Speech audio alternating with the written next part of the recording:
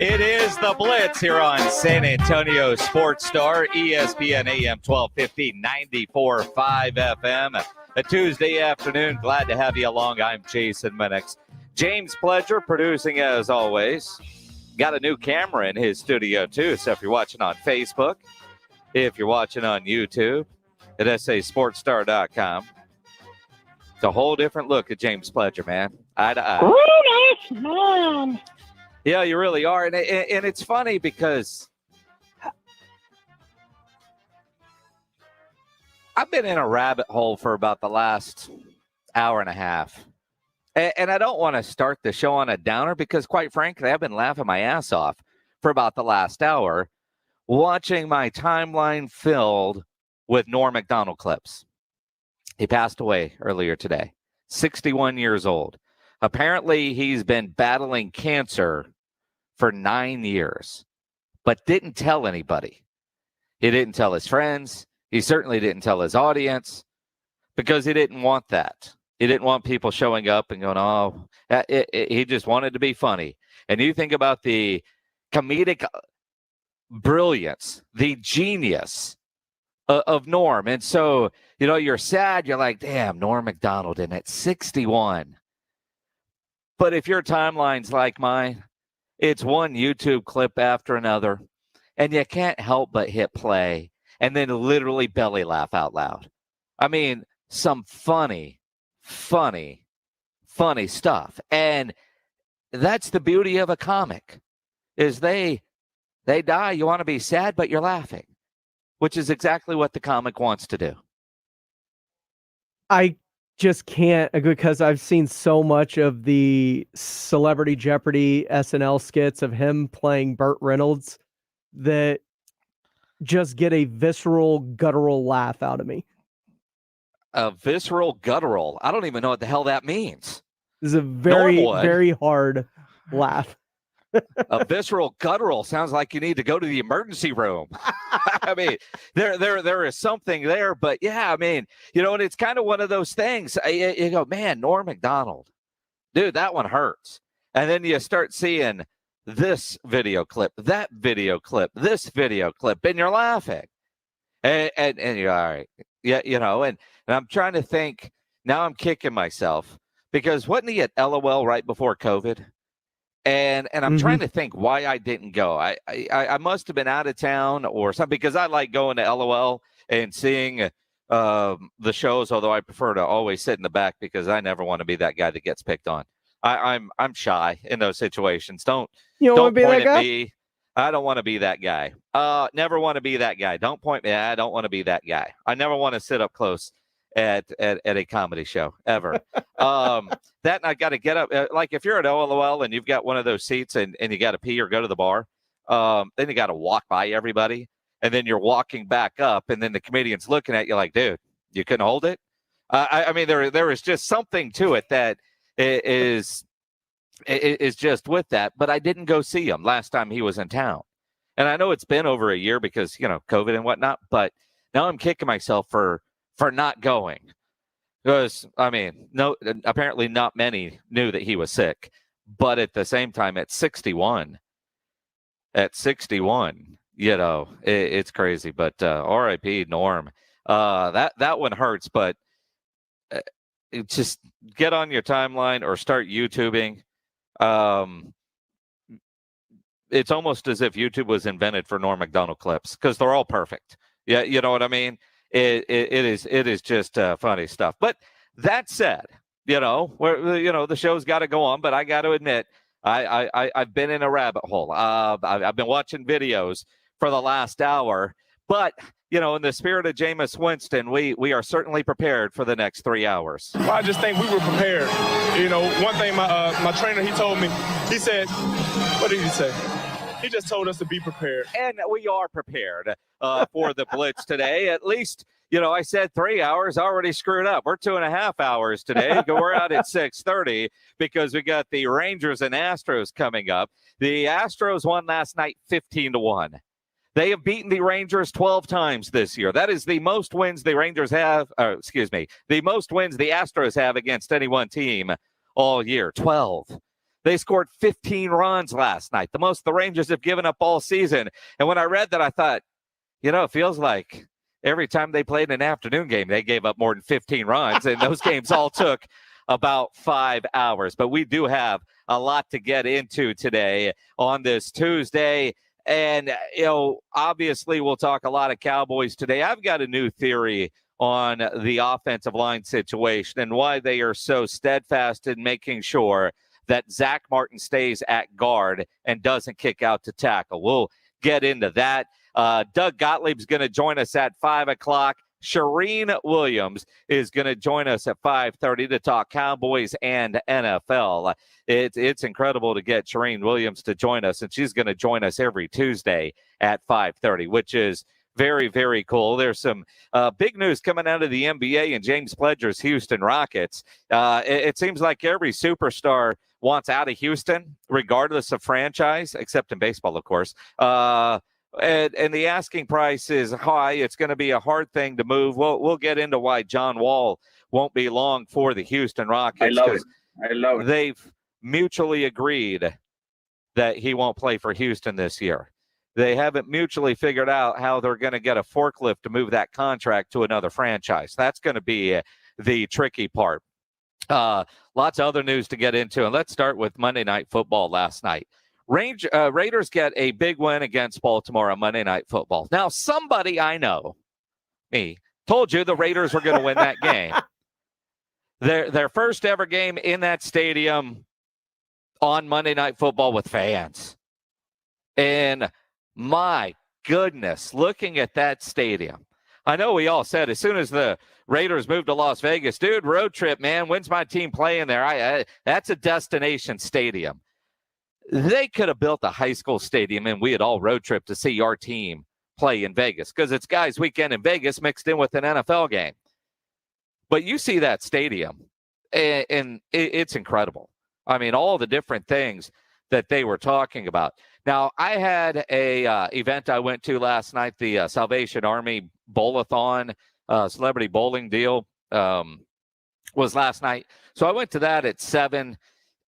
I didn't get home till close to 9 o'clock last night. And so I didn't see the beginning part of it. And quite frankly, and I thank Twitter for this, you reminded me that there was the Manning cast going on for Monday Night Football.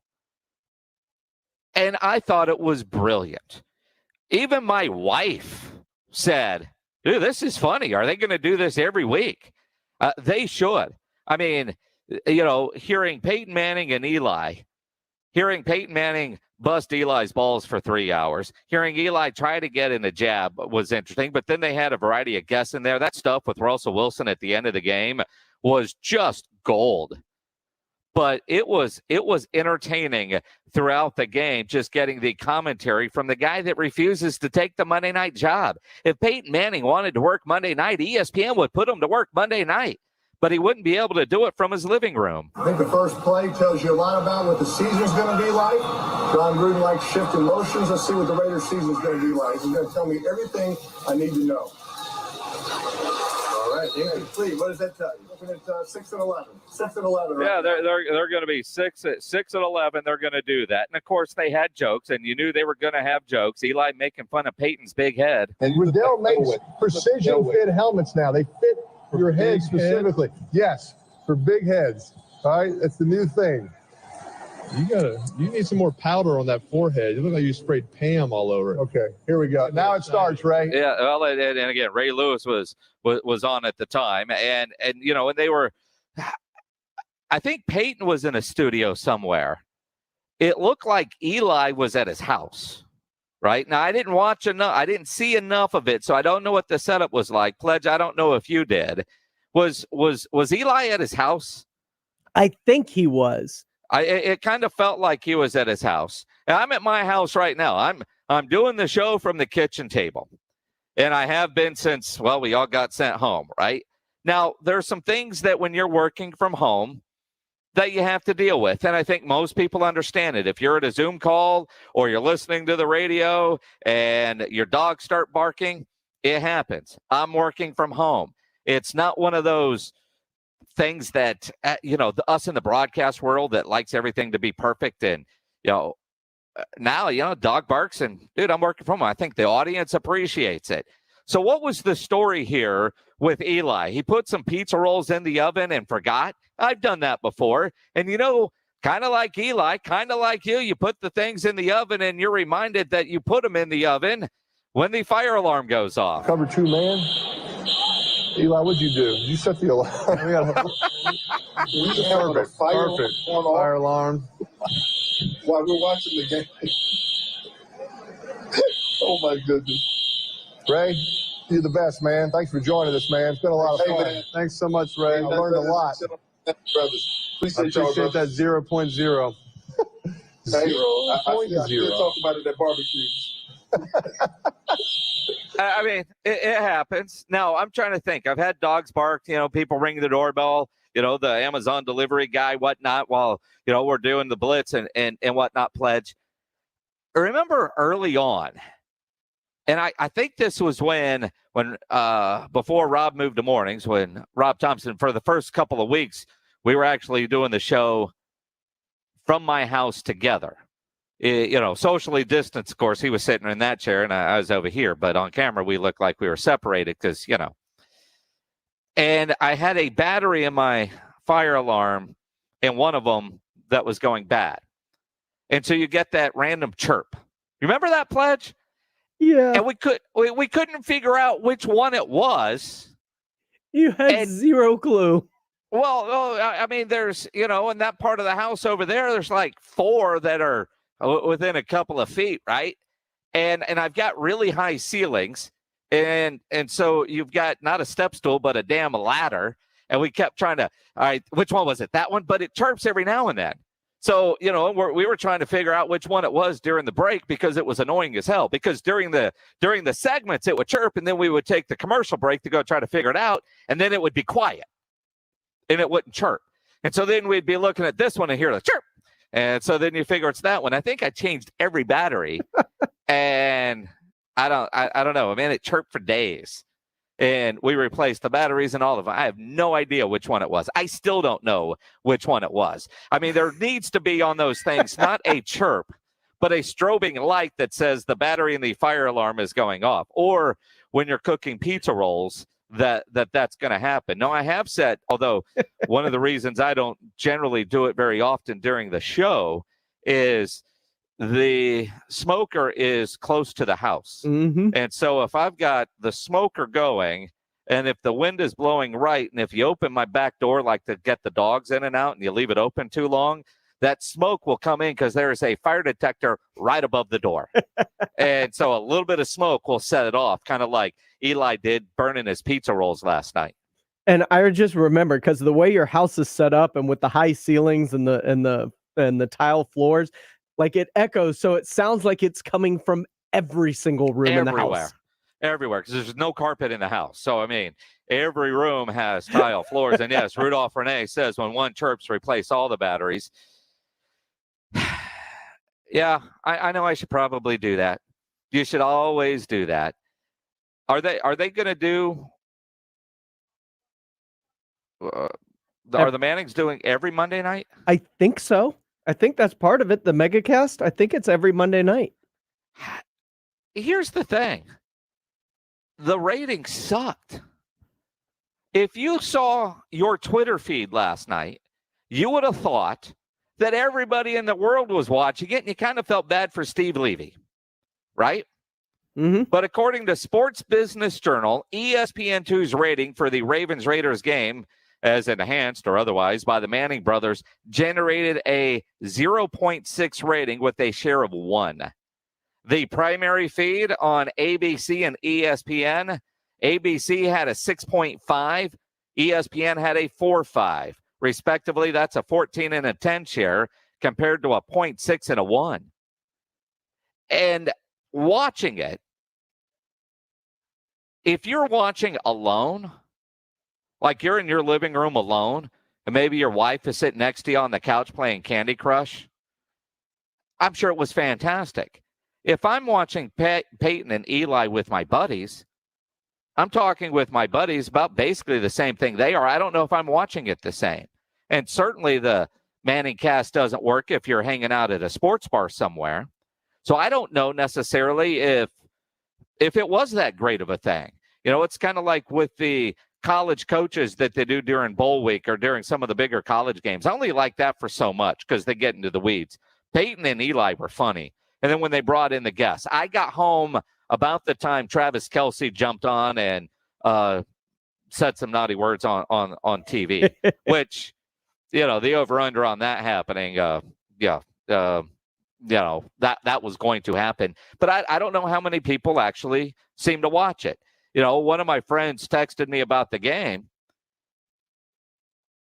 and I was like, yeah, are you watching the Manningcast? He was like, oh, crap, I forgot. And here I'm thinking they promoted the hell out of this for weeks, but I don't remember seeing any kind of promotion yesterday for it.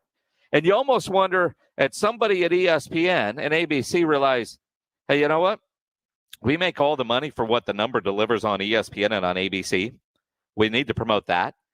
Because I honestly, I'm thinking, man, Steve Levy, who's the other guy? Greasy? Louis Riddick and Brian Greasy? Louis Riddick. I mean, at some point, do you think those guys are like, hey, we've got this job. Oh, no, tune in. You see those numbers? They should feel great. And what a game.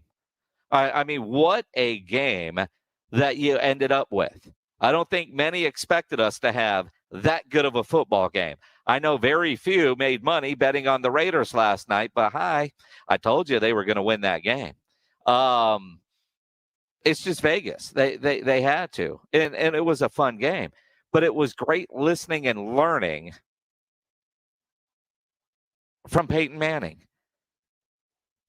Vince Trevino says he's going to watch the Manning brothers every Monday night because apparently it is a thing every Monday is what you guys are telling me. Sources say that's an every Monday night deal. But I do think if you're alone, that's great. If you're with a group of friends, I don't know that I would enjoy it as much because I don't know if you're hanging out drinking beers, talking with your buddies while watching the game, are you paying as much attention to Peyton and Eli? At that point, it becomes a distraction. And there's a lot of things that you're getting from the analysis from the main crew with Levy and the guys that you're not getting from Manning. But there was a point there late in the fourth, they're talking about, Eli says, well, in this situation, I expect, them to come out with zero coverage here. And then they did. And then you see Derek Carr audible. And then all of a sudden, the defense changes. And Peyton's like, if you think they're coming in zero coverage, why not call a zero coverage play so you don't have to change play at the line of scrimmage? That's true. Why don't offensive coordinators anticipate what the defense is going to do and call that play instead of changing the play at the line of scrimmage and allowing them a chance to adjust? I mean, that game of adjustments that goes on. It was fun learning from them. Fun watching Peyton bite the football at the end because I think all of us felt that and how angry he got every time there was an offensive penalty and trying to get the Raider crowd to quiet down when the Raiders offense was on the field. I mean, the football 101, the basics. If you don't get those right, Peyton Manning does not like you. That is very clear. That man has a very short fuse. His patience level with football 101 types that don't get it is very short, and that was evident. And an offensive penalty, not easy to do. And when he talked about a frustrated quarterback is so much harder. Running back needs to be angry. Wide receiver needs to be angry. Quarterback, you can't play the position when you're angry and frustrated. I thought some of that was just incredible what you heard last night. And it's one thing I think most of us know. Most of us feel like we know. But hearing Peyton Manning talk about it in the way he did, I thought was fantastic. And they were funny. Yeah, I flipped over. Stuff. I stumbled into it, and I never went back to the other broadcasts. And I love Louis Riddick and what he brings to Monday night. Yeah, it's one of those things where it'll be interesting to see if I stay with it every Monday night. I really enjoyed it, but I think I'll be back and forth. Like in a couple weeks when the Cowboys play on Monday night, hearing Eli talk about my Cowboys might piss me off. So I don't know if I'm going to be able to handle that. You see what I mean? I think just Eli face is there. And when they bring in all these other guys, they've got to figure out ways to not stop. Like how many times did Russell Wilson try to start a sentence and Eli or Peyton just blew him out of the water. I'm wondering if there was a bit of a delay in Russell's headsets. Other NFL news, didn't take long. 8 Saints have tested positive for COVID. 6 offensive coaches, 1 player, and a nutritionist are all in the COVID protocols. Now, by all accounts, I don't know about the player, but at least with the 6 coaches, they're all vaccinated. I'm going to assume the nutritionist is vaccinated, so their protocol is different if they're unvaccinated. But at the same time, you look at that, and that's just round 1 of testing. I mean, don't you figure if there were 8, there's going to be more when they do the next batch of tests today and those results come in and then tomorrow? We know we're going to have to deal with it this year in the NFL. Even if you're vaccinated, if you're not vaccinated, we all know at this point you can be vaccinated, still test positive. The idea is you won't get as sick, and your protocols on getting back to work are going to be very, very different. But it's big for the Saints. The city of Buffalo, the county, which owns the stadium, they announced, I find this interesting, after the first game, all fans over 12 must have a vaccination to go to a Bills game. No exceptions will be made to the vaccine requirement. Season ticket holders who will not get vaccinated have until Friday to inform the team and get their tickets refunded. Now, so to go to the game, you have to have a vaccination.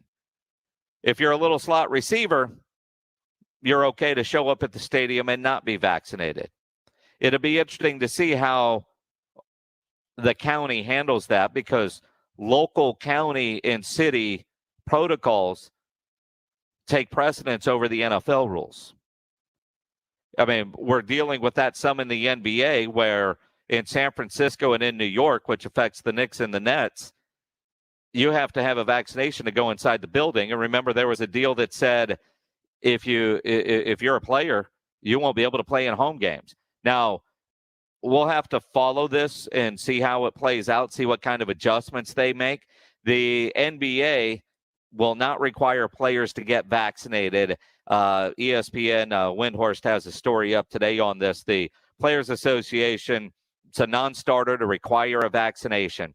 Roughly 85% of the league is already vaccinated, but as they try to figure out their protocols with the NBA starting up pretty soon. And I find it interesting how it works. Like at the Salvation Army event last night, Keldon Johnson, who's vaccinated, had a mask on for pretty much the whole event. Drew Eubanks did not.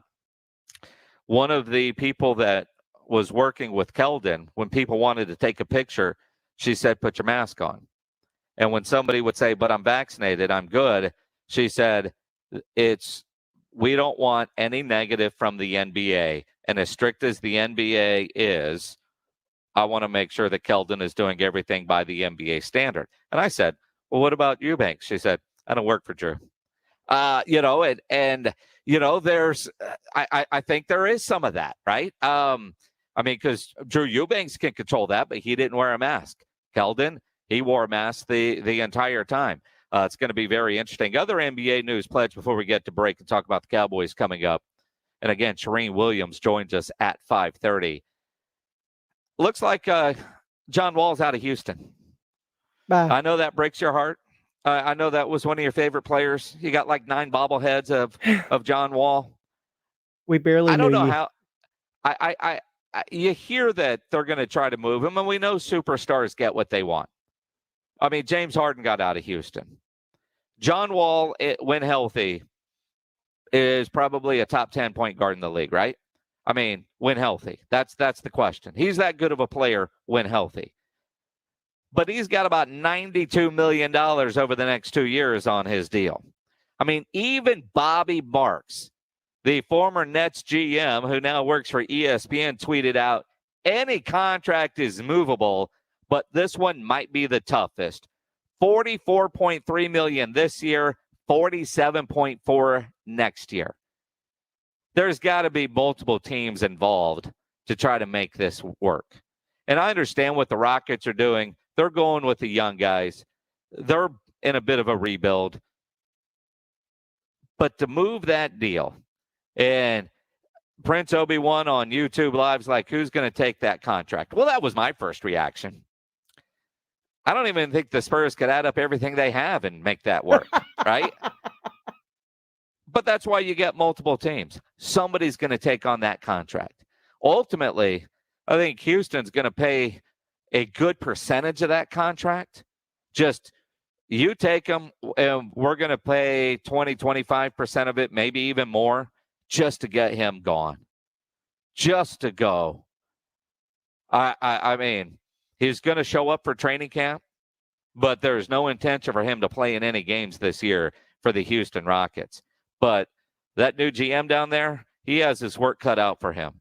And all I'm thinking is, if the Rockets can get rid of John Wall, then Caserio should have no problem getting rid of Deshaun Watson and getting the asking price.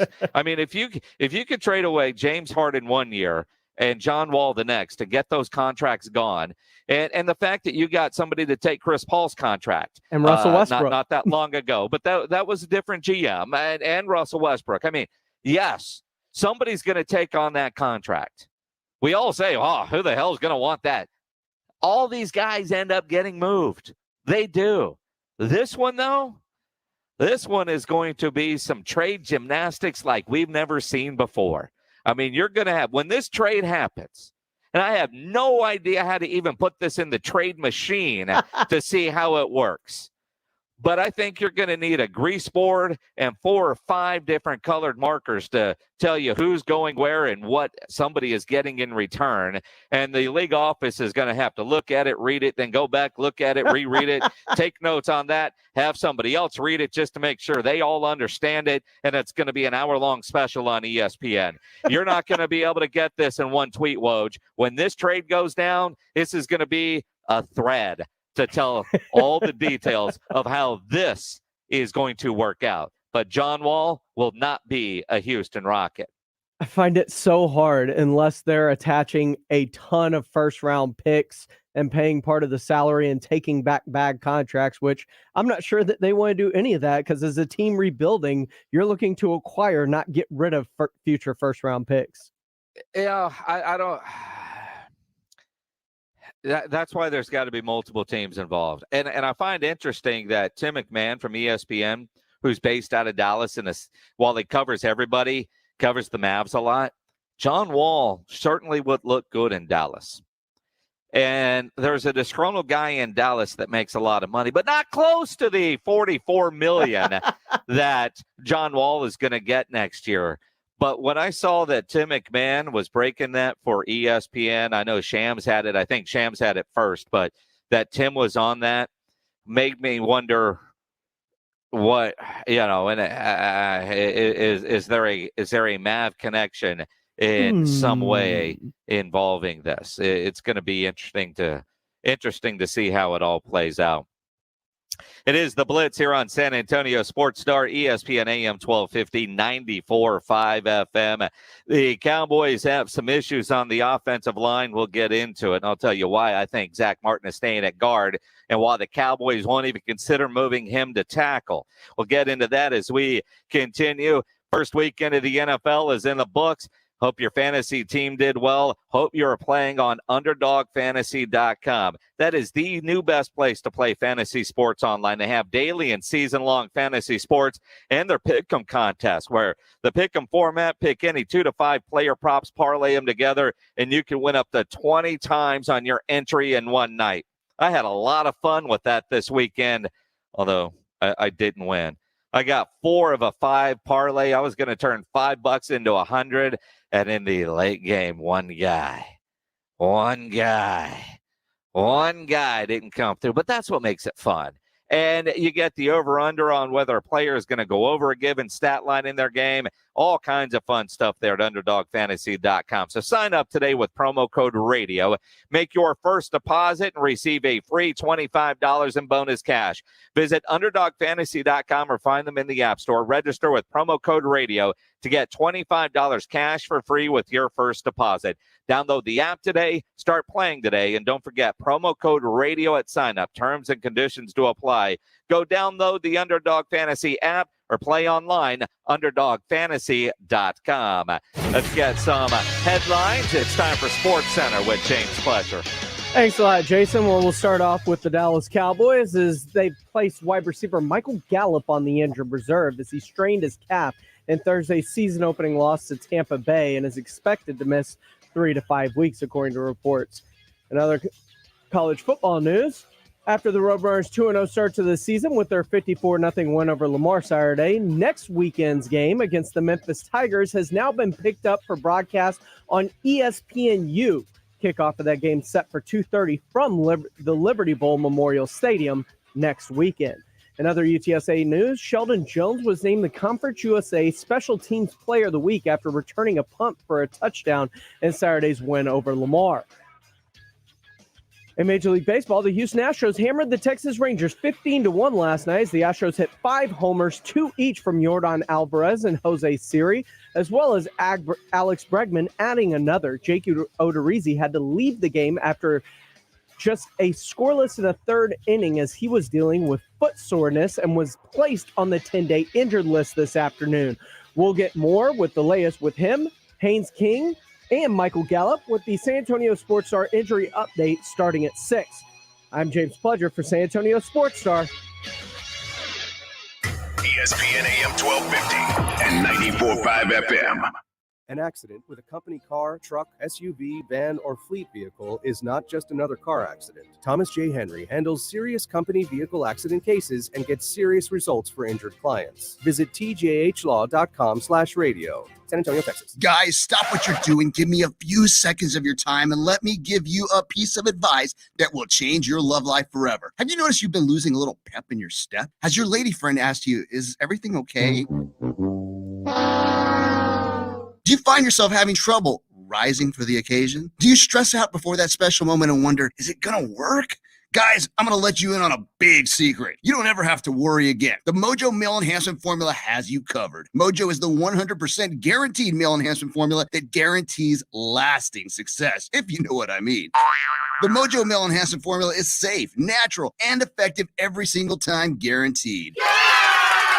Mojo is available in a fast-acting spray and a quick-action capsule. Do yourself and her a favor and call Pure Line Nutrition in San Antonio today. They'll get you set up for success. Call 210-494-2210. That number again is 210-494-2210. Mojo Male Enhancement, only available at Pure Line Nutrition. It's summer. That means grilling season. Jason and Rob here for Tri-County Meat Market. Get into one of their 2 locally owned Tri-County meat markets for the best meat for your grill. Tri-County has carefully selected certified prime Angus beef cuts, Wagyu, and upper choice, including their own homegrown Wagyu. Tri-County has everything you need to up your grilling game, from beef, chicken, pork, fajitas, poppers, and more. Stock up on that 5 for $25 Tri-County Meat Market on Ralph Fair Road over on Heavener or online at tricountymeat.com. Oh, according to research, 82% of people remember radio ads. So 82% of you listening will remember that this is an ad for ZipRecruiter. 82% of you will note that if you're hiring, ZipRecruiter finds qualified people for your job. In fact, 4 out of 5 employers who post on ZipRecruiter get a quality candidate within the first day. And 82% of you will remember that you can try ZipRecruiter for free, but you have to go to ZipRecruiter.com/free. Yes, free. Again, that's ZipRecruiter.com/free. Tune in to the Blitz today for the ESPN San Antonio Injury Update, powered by the Sports Institute at TSAOG Orthopedics. Catch up on the latest injuries and how it'll affect your team. The Sports Institute at TSAOG Orthopedics. Online at TSAOG.com. New surveys show that Americans don't think vaccines are enough to protect themselves and others from COVID-19. 80% want thermometers used in public places to screen for COVID-19. 36% know that non-contact devices are inaccurate, and 60% would not recommend that friends or family members enter places that screen with them. To be safe, use Exergen at home, at work, and in public. It's the only thermometer proven accurate by more than 100 published clinical studies. Learn more at Exergen.com. Howdy, San Antonio. Chip Ingram from the Roo Pub and the Angry Elephant, inviting you to come out and enjoy patio season. We have newly remodeled patios, garage doors, and everything else you need to enjoy this great South Texas weather. As always, ice cold beer and specialty drinks. Happy hours daily from 11 a.m. to 7 p.m. And our kitchen is open from 11 a.m. to 2 a.m. See you soon at the Roo Pub and the Angry Elephant at 281 and Redland Road. Vaccines are not enough, and accurate thermometers are essential for everyone. COVID is once again a major concern, and fever is the key symptom for both the flu and COVID. An accurate thermometer, like the Exergen temporal scanner, is essential to detect fevers early and reliably. Studies have shown that non-contact thermometers are ineffective and therefore dangerous, as they create a false sense of security. Exergen is working with a single focus to ensure that everyone who needs an accurate thermometer can purchase one. Learn more at Exergen.com. The play is in. The Blitz with Jason Minix and Sports Insiders. San Antonio Sports Star, ESPN 1250 and 94.5 FM. And he'll do a good job. He's a young guy that we're proud of, and he really had a great rookie year last year, relatively speaking, and he'll do a good job out there. We'll give him lots of help. Now, who that guy is that Jerry Jones is talking about is former Steele Knight, Travis Steele. He's going to get the start this week at tackle in place of Leal Collins. Steele beats out Ty Nseki for the job. It is the Blitz here on San Antonio Sports Star, ESPN AM 1250, 94.5 FM. And I think when you look at Terrence Steele getting the opportunity to start is something that Jerry Jones and the Cowboys, everybody you talk to a man, his offseason this year has been incredible. The idea that Terrence Steele went into the weight room and changed his body. He realized the NFL ain't the Big 12. I think every Longhorn offensive lineman realized that the Big 12 ain't the SEC this weekend. He knew he had to get bigger and stronger. And he did. We heard about that the entire time we were in Oxnard. When I saw him, when he was on R&R in the morning with Rob and Rudy, you could see a difference. Everybody talked about Terrence Steele just changing his body as he's getting ready for the season. I am a little surprised as LC is suspended. While he's appealing it, he's suspended. He's going to be gone till after the bye. I think we all know that.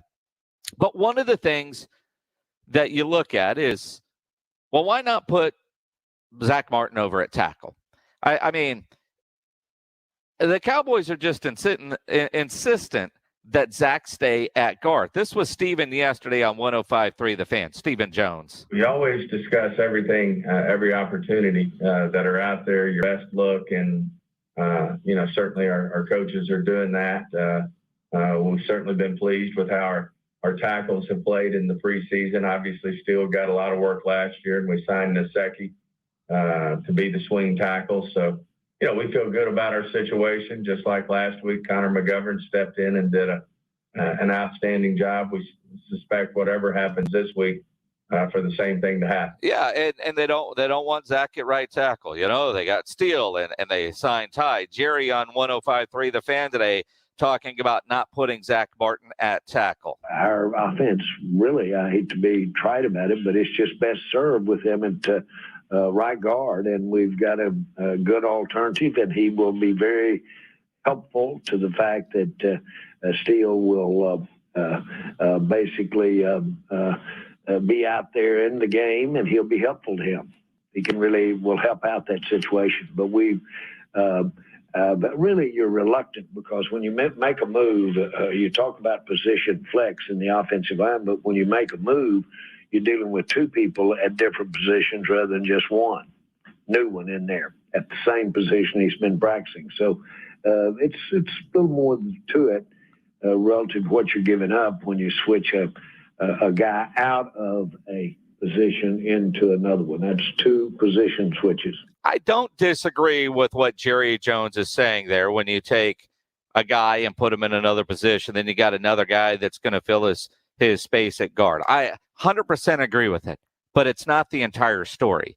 I think the beginning of the answer is a part of the story that nobody's talking about. Our offense, really, I hate to be trite about it, but it's just best served with him at right guard, and we've got a good alternative. If he's best served with him at right guard, there's got to be a reason for that.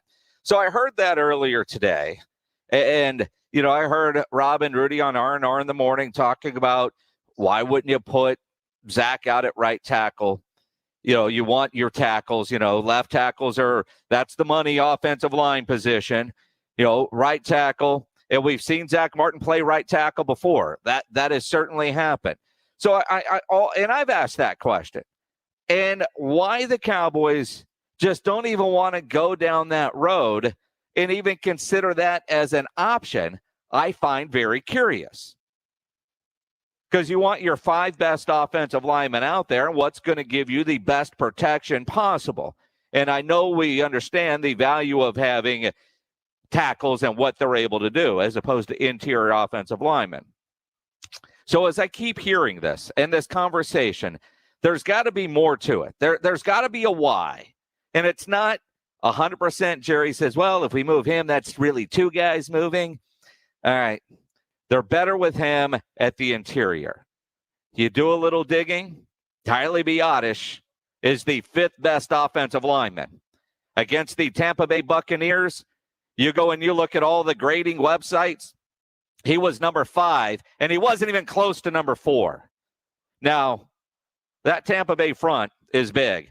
I don't know if you noticed, they got a guy that's 350 and very athletic and strong, who on one play pushed him all the way back into the quarterback. As smart as Tyler Badass is, he doesn't have the strength or the leverage. He doesn't. And he didn't grade out well. He only got a couple of games under his belt last year. And as bad as the offensive line was last year with the pieces and parts, while he didn't grade out well, hell, nobody did on that offensive line. I think they've got to keep Zach Martin at guard to protect Tyler at center. I mean, imagine if you go and kick Zach Martin out to right tackle, and you've got Tyron Smith at left tackle. What do you got going on in the middle right there? I think what the Cowboys are saying is we can't move Zach Martin because we can't trust Tyler to get the job done. Now, I thought the Connor that came in last week did a fine job, and the other Connor has done well. But that's why they're not going to put Connor, and Tyler in there if you can have a Zach, because Zach Martin is going to help out that center. And nobody's talking about that because they don't want to publicly embarrass Tyler Biadasz. They don't want to signify like, hey, we know we've got a weakness here at the center position. But that's got to be why they won't even seem to consider the idea of moving Zach Martin out to tackle, is because they don't trust what they have right now at the center position. I mean, when you look at Tyler, who did not grade well against the Tampa Bay Buccaneers, and, you know, he got 4 starts last year before he got hurt. It just wasn't there. But he's not strong enough. He doesn't hold his ground leverage-wise. And he looked overmatched most of the night against Tampa Bay. The good news is most teams don't have a defensive front like Tampa Bay. They just don't. But you watch the tape, where are you going to attack? And teams attack the middle. Why? Because that's where the weakness is on the offensive line. If you take Zach Martin and kick him out, that middle is weaker. You leave Zach in there and he can help. He'll be able to help double team. He'll be able to get his guy and Tyler's guy. I mean, there's going to be certain calls, and they're going to see that. And, you know, Zach Martin is there. You know, you look at last week, not enough has been made, but a lot has been made about the lack of run game that you saw. Now, Kellen Moore did call 28 run plays in that game. Dak Prescott checked out of 12 of those into passing plays because of what he was seeing from the defense. Why run a negative play? I kind of think sometimes you got to run it just to say you're going to run it. But you don't want to be in 3rd and 9 or 2nd and 9, depending on your down and distance. But when you look at how PFF and some of those grade out everybody, and those are offensive line experts grading, not Minix grading, because I can't do that. I can't evaluate an offensive lineman to save my life. I could draw better with my left hand than I could tell you if a offensive lineman is doing well, other than when you see him just get completely beat. But late in the game, that's when you saw the holding penalties, even on Tyron Smith, because they were getting tired and they were getting beat, but especially up the middle. And they were getting pushed back. And I think that has got to be the reason why Zach Martin is staying at right guard, and why the Cowboys don't even want to consider moving him out to right tackle. It's because they got to protect their second-year center. 2 + 2 is 4. That makes a whole lot of sense. I hadn't thought about it in those terms when you're talking about kicking your best player out to right tackle to try to allow him to help offset the loss of what is a very, very good right tackle in Lyle Collins. But it makes a lot of sense when you parse it like Tyler Biadasz needs the help inside. And that was evident in Thursday's game. You know, and the reality is he was drafted out of Wisconsin and he got hurt. We don't really know what we have. We knew he was a little undersized, but you go from there. What was it, McGovern that played some center last year? Connor? Yeah. There's too many damn Connors on that offensive line. And I thought Connor Williams played solid. There were no issues really with the offensive line against Tampa Bay. And when I say that, no issues relative to what we saw the offensive line deliver last year, which was a lot of issues against what is arguably the best front in the NFL. In their first test, the Cowboys held their own for the most part. That challenge was met. They couldn't run the ball, but they tried. I mean, I feel better knowing that Kellen Moore at least called run plays. And I trust Dak saying, well, this isn't going to work. I'm going to go into this. I do not want my quarterback throwing 58 times in regulation. But at least I know that Kellen called 28 run plays because it looked like they abandoned the run game early. And old Kellen Moore is, come on, dude. It's got to be there. But when you think about what you saw on the line with McGovern starting in place of Martin, I thought they played pretty well. They're going to be better with Martin back. Now they lose Collins, and they're going with Terrence Steele. What we saw of Terrence Steele, that first preseason game against Pittsburgh, was ugly. But you know what? Ty Nsekhe wasn't much better in that game. But as the preseason went along, because preseason game matters for some, you saw Terrence getting better, especially in the game in which Terrence was going against ones. And they paid Ty Nsekhe in free agency to come be the swing tackle. Terrence Steele won the opportunity to start this week against the Chargers. And I think that's huge for the Dallas Cowboys, for Terrence Steele. But overall, the front that the Buccaneers offer and what you saw from the offensive line play, Dak had a clean pocket. They didn't run the ball. They didn't try. Well, they called plays, but Dak checked out of them. And I don't even really have too much of an issue with that because you want positive plays. And it's hard to argue with an offense that put up the numbers that they did the other night. And you can't complain about the offensive line when you look at that. I mean, Dallas lost the game by 2 points. They scored 29 points. They struggled in the red zone, and they struggled in the kicking game. Better at red zone play, solid kicking. They probably score 40 points in that game and win. And that's what we need. They had 30 first downs. They had 450 yards. They won time of possession. I'm not mad at what I saw from the offensive line the other night. That offense against a great defense like Tampa Bay offers is there. That's a game you shouldn't lose. When you put up those kind of numbers and win the turnover battle and the other team has 100 yards, red zone, special teams. Those are big differences in the game. And, of course, late clock management. When Dak probably checked out of a run and threw an incomplete pass, you run that in that situation, and either Tampa Bay uses a timeout or you take a lot of time off the clock and you don't give Brady the opportunity. But the reason they won't even consider Zach Martin for tackle has got to be they don't trust Tyler Biadasz on his own. 656 ESPN, 656-3776. Let's head to the Kia Bossa Bacon phone lines. Gary, you're on the Blitz. What's up, man? How you guys doing, man? A long-time listener, haven't talked to you in a while. But I got a question. Appreciate you calling. Go ahead. And with both on that, outside. I don't really think that Tampa Bay brought that to the table, like, what we're going to see against Bosa. He's going to be bringing tons of pressure on the outside. The guys we've had playing tackle, thank God in Tyron Smith's here, but those guys, Steele and Knight, man, they gave me nightmares letting these guys rush through there and just killing our quarterbacks. And we're going to go back to the same scenario, putting those idiots out there. We're going to have to put a tight end or something out there to help out. I would hope that they're going to have a blocking tight end there to help out Terrence Steele. But you know what Terrence Steele isn't going to bring to the game this week that he brought to every game last week? And that's his red bullfighting Olay cape that he would come out for Joey Bosa. See, he's going to leave that in the locker room and not bring that with him.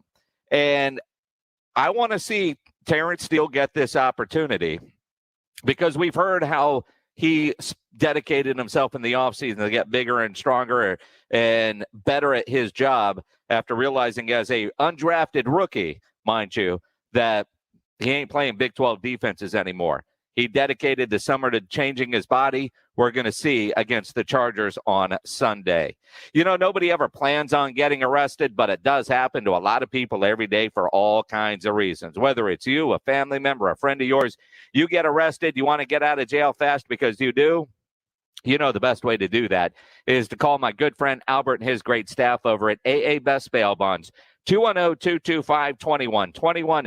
Text the word bail to 474747, or you can even start the bonding process online at mybestbailbonds.com. You don't have to call attorneys or anybody else to get out of jail, and you don't want to be forced into a PR bond. If the jail offers you a PR bond, make sure you really understand what all those conditions are before accepting it. For stress-free bail bonds, you need to call AA Best Bail Bonds because nobody beats their price. They have payment plans available, a free shuttle service. They're open 24/7 to get you out fast with offices all over San Antonio and Texas. If you're up in Dallas, down in Corpus, in the Valley, anywhere in between, license number 149. Text bail to 474747. Call AA Best Bail Bonds, 210-225-2121, or go to the website, mybestbailbonds.com. We've got your free tickets to see every Dallas Cowboys home game all season long. Register to win now at sasportstar.com. Cheer on America's team on your home for Cowboys football. San Antonio Sports Star, ESPN 1250 and 94.5 FM. If you're having any issues at the house with your plumbing, your AC, there's one company to call, and that is Quarter Moon Plumbing, Heating, and AC. 210-651-5899 is the number. And you know what? Whether you're having an emergency or you just need your maintenance taken care of, Quarter Moon has great maintenance programs that make sure your unit is ready for every season. Now is the time to start thinking about getting on the schedule to make sure your heater is ready to go for the winter months. You also still got to make sure your AC is going to get you through to when we have that change. There's about that 1 week window where you go from summer to not.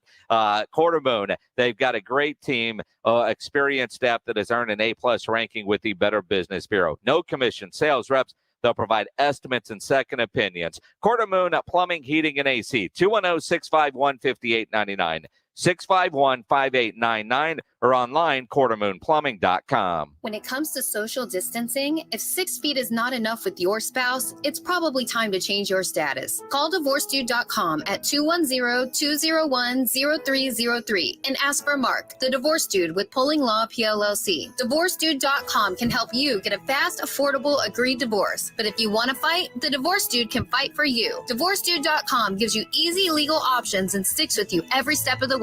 If the marriage is over, why fight? DivorceDude.com. When you need an electrician, Hill Electric is available 24/7 for residential and commercial needs. If you're having to rework your office, let Hill Electric design your socially distanced space to ensure each workstation has the proper electrical needs. For over 35 years, the family-owned Hill Electric has served San Antonio. There is never a service charge and always free estimates. Call Hill Electric at 210-404-9074. That's 404-9074, or go to hill-electric.com. Vaccines are not enough, and accurate thermometers are essential for everyone. COVID is once again a major concern, and fever is the key symptom for both the flu and COVID. An accurate thermometer, like the Exergen temporal scanner, is essential to detect fevers early and reliably. Studies have shown that non-contact thermometers are ineffective and therefore dangerous, as they create a false sense of security. Exergen is working with a single focus to ensure that everyone who needs an accurate thermometer can purchase one. Learn more at Exergen.com. I'm Dr. Mark Havercorn. When I needed office space for my oral surgery practice, the best decision I made was to call Scott McMurrian at Bottom Line Realty Advisors. He helped me find the ideal space and negotiate the best possible terms. If you need 2,000 or tens of thousands of square feet for your office, warehouse, or retail space, we can help. The last thing you want to do is overpay the landlord. I was impressed that Bottom Line Realty Advisors only represents tenants. I could tell that what I needed was their highest priority. We never represent landlords. We only represent you. We help you get the best possible price and terms on your commercial lease. Thanks to Scott and Bottom Line Realty Advisors, we have a great space in an ideal location. I know I got the best possible deal. I'm Dr. Mark Havercorn, and I highly recommend Bottom Line Realty Advisors. Call Bottom Line Realty Advisors, 210-535-7800, 210-535-7800. Bottom Line Realty Advisors. We get the landlord off your bottom line. Liberty Mutual Insurance Company presents. And Doug. Don't you just love the smell of old books? Shh, this is a library. Sorry, ma'am. We're looking for a book titled Liberty Mutual Customizes Your Car Insurance so you only pay for what you need. I don't think we carry that, but check nonfiction. He really does devour literature. Please leave. Only pay for what you need. Liberty, liberty, liberty, liberty. Vaccines are not enough, and accurate thermometers are essential for everyone. COVID is once again a major concern, and fever is the key symptom for both the flu and COVID. An accurate thermometer, like the Exergen temporal scanner, is essential to detect fevers early and reliably. Studies have shown that non-contact thermometers are ineffective and therefore dangerous, as they create a false sense of security. Exergen is working with a single focus to ensure that everyone who needs an accurate thermometer can purchase one. Learn more at Exergen.com. Who's ready to play some ball? Friday nights under the lights. Don't miss the high school football game of the week. Powered by Hill Electric. This Friday on San Antonio Sports Star, ESPN 1250 and 94.5 FM. This is Greeny, weekdays 10 a.m. to noon on San Antonio Sports Star, ESPN AM 1250 and 94.5 FM. It is the Blitz here on San Antonio Sports Star, ESPN AM 1250, 94.5 FM. I'm Jason Minix on Twitter, at Jason Minix. You dial up the Kia Boston Bacon phone lines, 210-656-ESPN, 656-3776. See some dude with a Chargers hat as his profile picture talking about Bosa his 3 sacks. Nope. He ain't Chandler Jones, baby. Ain't going to happen. And let's give away some San Antonio Missions tickets. What did Jones have? 5 sacks the other day? We'll go caller number 5 right now. You get a 4-pack of tickets and VIP parking to the Missions as they're wrapping up their season, their regular season out at the Wolf. You want to go? Be caller number 5 right now. 656-ESPN, 656-3776. Doug Gottlieb is right around the corner. Serene Williams will join us coming up at 5:30. It's going to be a lot of fun.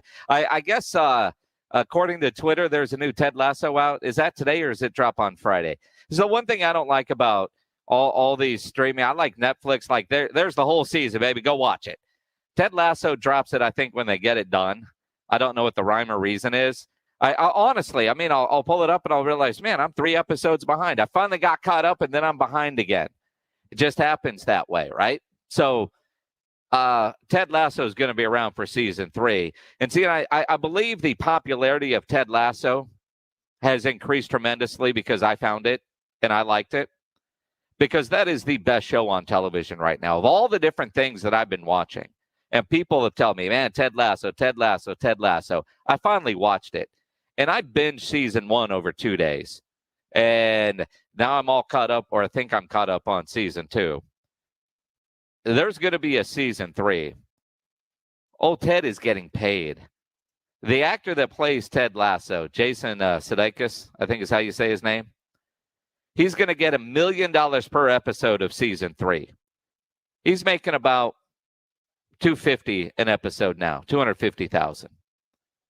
Imagine a raise that big.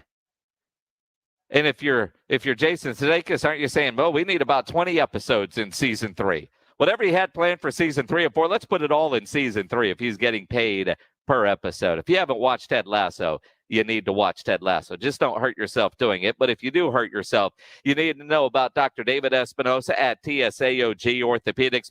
Dr. Espinosa treats all non-surgical orthopedic injuries, and he has same-day and next-day availability. Telemedicine services are also available. And if you do need surgery, you'll get referred to the specialist that is going to be able to help you. You know, there's no reason for you to be in pain. If you're hurting it, visit Dr. David Espinosa at TSAOG Orthopedics.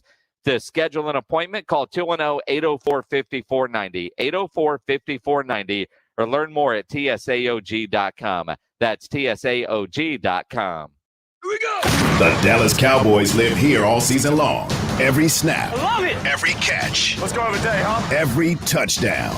Plus, we'll give you the complete breakdown and preview of every game from our experts. Dallas Cowboys insiders and head coach Mike McCarthy. We're all fans. Yeah! Yeah! Hear the call from Brad Sham and the Dallas Cowboys Radio Network. Right here on San Antonio Sports Star, ESPN 1250 and 94.5 FM.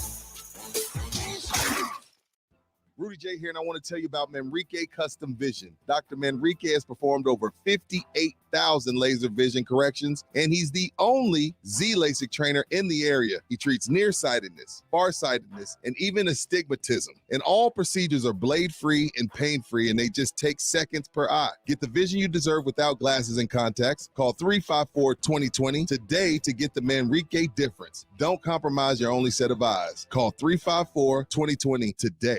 1911 Cigars is the premier cigar lounge in South Texas, providing quality, affordable cigars in a professional, inviting environment with a large covered patio with TVs. A BYOB establishment, 1911 Cigars strives to allow the avid cigar connoisseur a comfortable place to relax, socialize, network, and of course enjoy a great cigar. 1911 Cigars is available for private events and has private cabanas with TVs, fire pits, and heaters. 1911 Cigars at 207 South Main Street in Cibolo. Online at 1911cigars.com. Oh, according to research, 82% of people remember radio ads. So 82% of you listening will remember that this is an ad for ZipRecruiter. 82% of you will note that if you're hiring, ZipRecruiter finds qualified people for your job. In fact, 4 out of 5 employers who post on ZipRecruiter get a quality candidate within the first day. And 82% of you will remember that you can try ZipRecruiter for free, but you have to go to ZipRecruiter.com/free. Yes, free. Again, that's ZipRecruiter.com/free.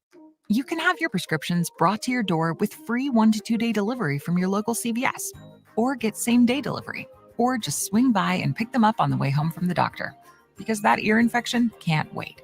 While you're here, get your questions answered and put your mind at ease, because there are still some things you just can't get in a cardboard box. That's healthier made easier from CVS. Not all prescriptions eligible for delivery. Restrictions apply. Visit cvs.com/delivery for details. If you're thinking about a compact tractor and you want the best, you can afford a Kubota. Hi, I'm John Ewald with Ewald Kubota. Come into one of our 10 locations and check out the Kubota L2501 tractor package deal, which includes a 4-wheel drive tractor with a hydrostatic transmission, a front loader, a rear mower, a box blade, and a trailer, all for one low price. With a deal this good, you can afford a Kubota from Ewald Kubota. Check out our package deals at ewaldkubota.com. This is the home of the Cowboys, Rangers, and Aggie football. KZDC, San Antonio Sports Star, ESPN, AM 1250 and 94.5 FM. Jason Minix, the Blitz. It is the Blitz here on San Antonio Sports Star, ESPN AM 1250, 94.5 FM. I'm Jason Minix. Glad to have you along on this Tuesday afternoon. Serene Williams with Pro Football Talk is going to join us coming up at 5:30. We'll talk some Cowboys and some NFL news with Serene. Doug Gottlieb right around the corner. Interesting tweet just now from Adam Schefter. An announcement's going to be made during halftime of Thursday night's Giants WFT game that will involve the future of the Hard Knocks series. I hear that and I think, all right, what are they going to do with Hard Knocks? This was the worst, the most boring edition of Hard Knocks. They canceling it like so many shows 2 years too late. I can't wait. They're going to wait till Thursday night's Giants Washington game to give us the future of Hard Knocks. Yeah, can't wait. Pins and needles. That's that a reason to watch that game on Thursday? We'll find out. Let's talk with Doug Gottlieb from Fox Sports Radio. He joins us now as he does every Tuesday at 5 o'clock. Doug, how you doing, man? I'm good. What a great weekend of football, huh? It was a great weekend of football. And I'll tell you what, as a Cowboys fan, it was great. I think the Cowboys should have their own night. Let them play every Thursday night because it was so nice on Sunday to have a stress-free day of watching football and spending pretty much 7 hours with Andrew Siciliano. Yeah, I don't think that's going to be arranged. So I think you got to spread around a little bit. Yeah, you do. But it was good, man. It was. Yeah, I mean, the whole weekend gave us. I mean, even last night. Did the Raiders want to win that game? They played so well. Get down 14-0, come back and win. That was huge. But God, the ending was just avoiding disaster. It was. What did John Gruden say? Like a cat went through about 4 of his lives at the ending of that game. I'm curious, did you watch the regular broadcast or were you watching the Manning cast? I was watching both. Manning cast is great, though. I mean, look, your first time doing it, you're going to be talking too fast, and they didn't have a host, and so they got to adjust on the fly. But I thought that was a good thing. They didn't ruin it with trying to over ESPN it, and have promo reads and all that stuff. It was just them talking ball and throw somebody else in, and I'm here for that. I thought it was outstanding. I did too, and I was surprised when I saw the Sports Business Journal posted the numbers for it. I was at an event last night, got home about 9 o'clock, and so, I got home about the time Travis Kelce was coming on, whatever time that might have been. And, my whole Twitter feed was all about the Manning cast. I figured everybody was watching it to the point I felt bad for Steve Levy. But, Sports Business Journal said that the Manning cast had a 0.6 rating, a 1 share, where ABC and ESPN a 6.5 and a 4.5 and a 14 and 10 share respectively. It was like, everybody was talking about it on Twitter, but nobody was actually watching it. Yeah, but doesn't that speak to ratings in general? Yeah. I mean, yes, I do think that just because it does show that just because it's on Twitter doesn't mean it's reality. But I would also point out that, I don't know anybody who didn't at least stop in to check it out. What I kind of figured watching it, it was great. I get home, I'm watching him. My wife's on the couch playing Candy Crush, and it was great. But if I were watching with, 4, 5, 6 buddies, I think I'd rather be on the regular broadcast than the Manning cast because I'd be talking what the Mannings are talking about with my buddies, and you would kind of lose the sense of it. So I think if you're alone, it's probably great. If you're with people, you want the analysis that Louis Riddick and Steve Levy are going to offer you. Yeah. I mean, also let's be honest. It's going to evolve as well, right? Well, it's like any TV show. What you see week 1, you might not see all of it in week 2 and week 3. But I don't know. I mean, I feel bad for Steve Levy as well because he's a great guy, and this is an opportunity of a lifetime. But look, if you're more entertaining, people will watch, and if you're not, people won't watch. That's the way it works. It kind of couldn't be simpler than that. So, it's a huge win for ESPN. I mean, everybody, Peyton's been everybody's kind of white whale, but I thought it was outstanding. I thought it was a really good watch. I did as well. And again, some of the issues they had in week 1, they'll be able to clean up as it moves along. Doug Gottlieb from Fox Sports Radio joining us here on the Blitz on San Antonio Sports Star.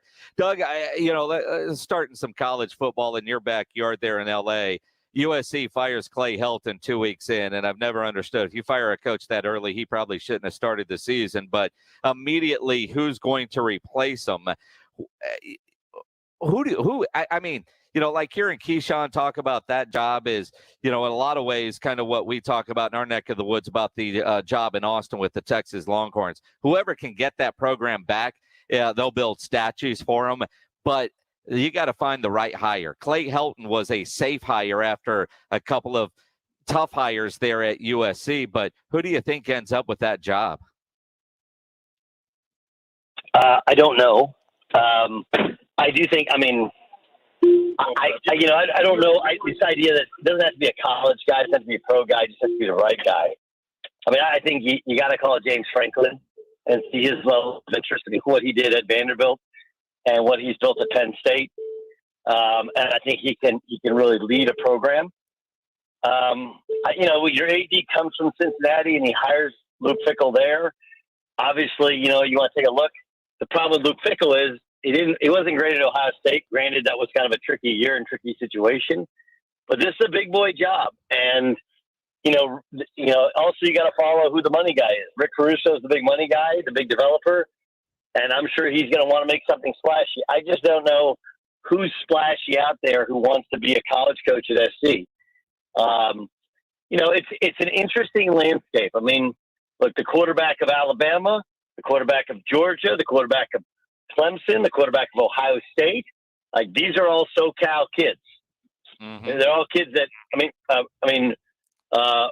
Bryce Young was going to USC and then, they had a disastrous start to the season a couple years ago and he decommitted. They never got him back. So there's plenty of players here, but you need somebody who is going to get dudes. You need somebody who can energize the fan base, not because you need them to show up at the games, but you need them for those name, image, and likeness checks, right? You need somebody who they like because they'll write a check and they'll get you a kid because they're the quote unquote spokesman for their company. All these things can happen. I don't know who the right guy is. I mean, look, James Franklin seems to be an easy one. I would talk to Bob Stoops. I mean, that's a big time head coach who won a ton of games in Oklahoma. And those are the first two. Everybody says Chris Peterson. I just don't know if he wants to put up with the USC thing, the alums and the recruiting. And I just don't know if he wants to be done with it. I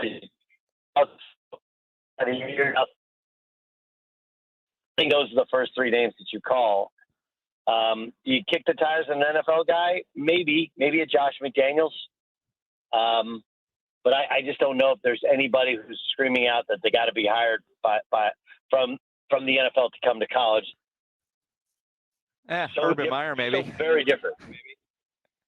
Yeah, I don't think he's not leaving after a couple games or 1 year. I don't think. Competitive people don't like to wave the white flag and go, it didn't work. Do I think it ultimately works? I have no idea. But he's not going to call it after one season. It's going to be interesting to see how it plays out. That was not a good debut for Urban Meyer. Let's talk some NFL. What was the one game that surprised you most on Sunday? There are a couple on my list. I want to see what's on yours. Saints-Packers. I mean, it was a complete bloodletting. It just wasn't competitive. And Aaron Rodgers looked like somebody who he looked like a guy who was hiking Machu Picchu instead of getting ready for the season. That was bad. That one, the Texans were surprising, and I thought the Eagles and how good they looked against the Falcons were surprising. I didn't have that Eagles game on my list because the Falcons are that bad. I had the Cardinals and what they did to Tennessee on my list. But let's talk a little bit about Aaron Rodgers and his arrogance. And his post-game press conference reminded me of when the Cowboys lost to the Eagles 44-6 in a postseason game. And Tony Romo said, if this is the worst thing that ever happened to me, I've lived a pretty good life. The arrogance that Rodgers had in his post-game, dude, with your offseason, everything that you've already done, and then you go get your ass kicked like that, you can't go to the podium like that. It just didn't sit well.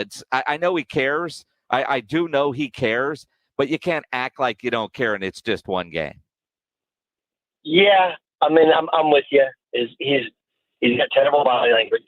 I'm going to also point out that he very well could have thrown his offensive line under the bus. He did not. They were terrible. But his own play was bad. The play calling was bad. It was just bad. So I'm with you, but it's not the first time Aaron has appeared that way. That's kind of who he is. That's his MO. And let's see if they can snap out of it. But, it does feel like a guy who he's always been good at chemistry, and now all of a sudden he's in AP chemistry, And the first test comes up and he gets an F and he's like, don't worry about it. It's chemistry. I know what I'm doing. I'll figure it out. But we'll see. We'll see. You get beat like that. Sometimes that has wider ranging ramifications. Certainly. And of course, as bad as Aaron Rodgers played, I was surprised and impressed with how good Jameis Winston looked and efficient Jameis was in that game. Crazy, right? Like if you're going to say one guy throws a couple of terrible picks and the other guy has 5 touchdown passes and not close to interception, that's Aaron Rodgers and Jameis Winston, you're going to switch who was right. It was like, wait, is this the Twilight Zone? Is that what this is? But he was good. And, we do forget that Jameis threw for 5,000 yards 2 years ago. The problem was 30 times he threw it to the other team.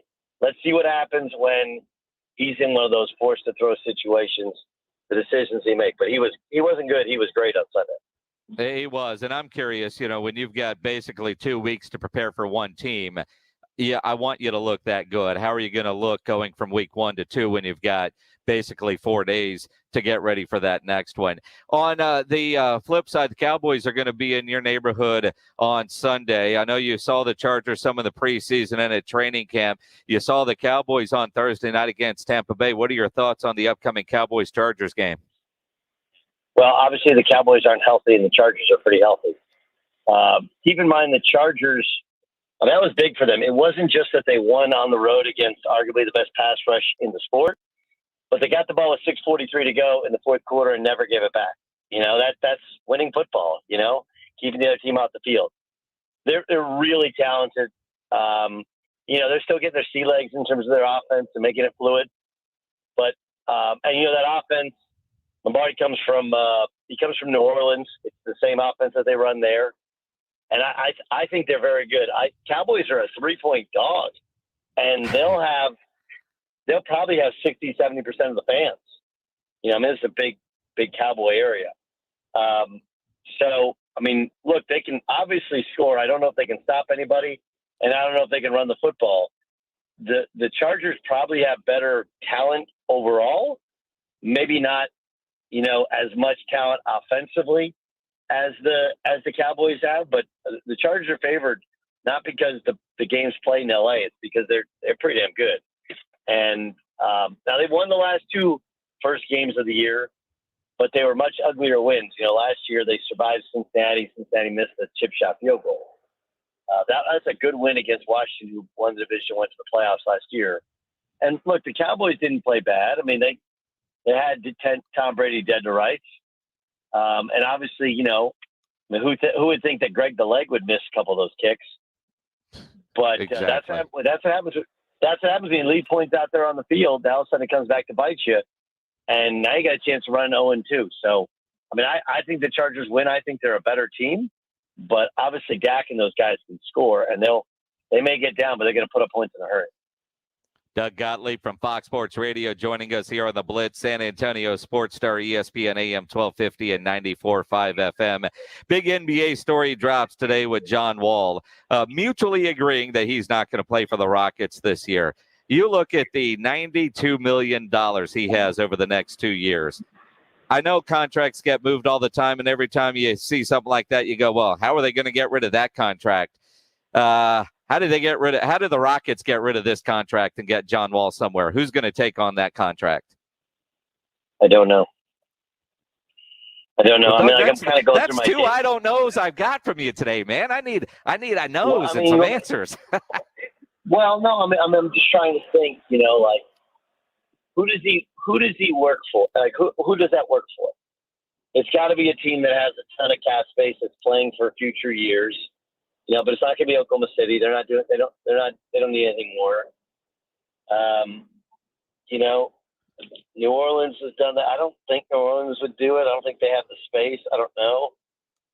You're gonna trade John Wall and some prospects to take on more bad contracts. So I don't know, man. That's a hard one. It's such a bad deal, and I don't think he's a bad guy. Just he's not a good enough shooter for how much he dominates the basketball. He hasn't been able to stay healthy. That's a tough one. I don't. But anytime you think it's an untradeable contract, Joe Johnson 10 years ago was in the mid-30s, which was a ridiculous contract. and he got dealt 2 times over. So somebody will take it.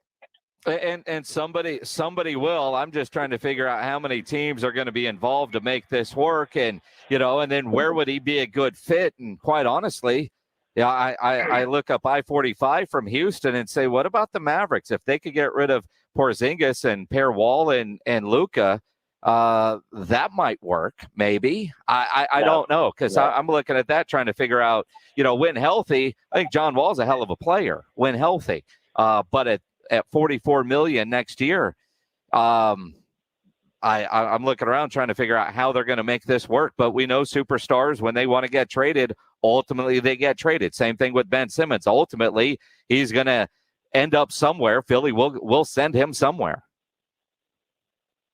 Yes. I mean, I don't think it works for the Mavericks. So, I mean, Luka has to have the ball in his hands, and John Wall has to have the ball in his hands, and John Wall can't shoot. So I don't think that one works.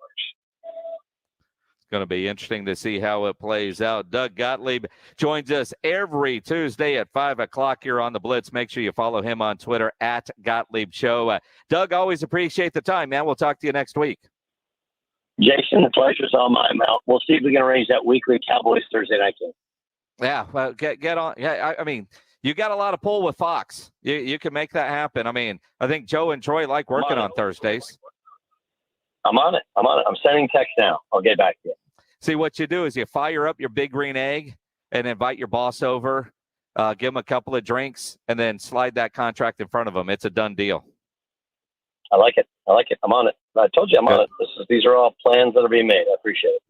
Good stuff. We'll hold you to it. Doug Gottlieb joining us here on the Blitz. Always fun catching up with Doug and getting his perspective. And he's right. I don't know. I mean, I look at Dallas and think maybe, but, John Wall would have to change his game up some, would he? And at this point in his career, if he's chasing a ring. But you look at it, where do you think John Wall fits at this point in his career with that contract that somebody's going to have to take on? I mean, and don't even say San Antonio. I mean, San Antonio would have to trade off everybody just to make it work. But San Antonio's not in the boat to bring in a guy like John Wall. They're in rebuild mode.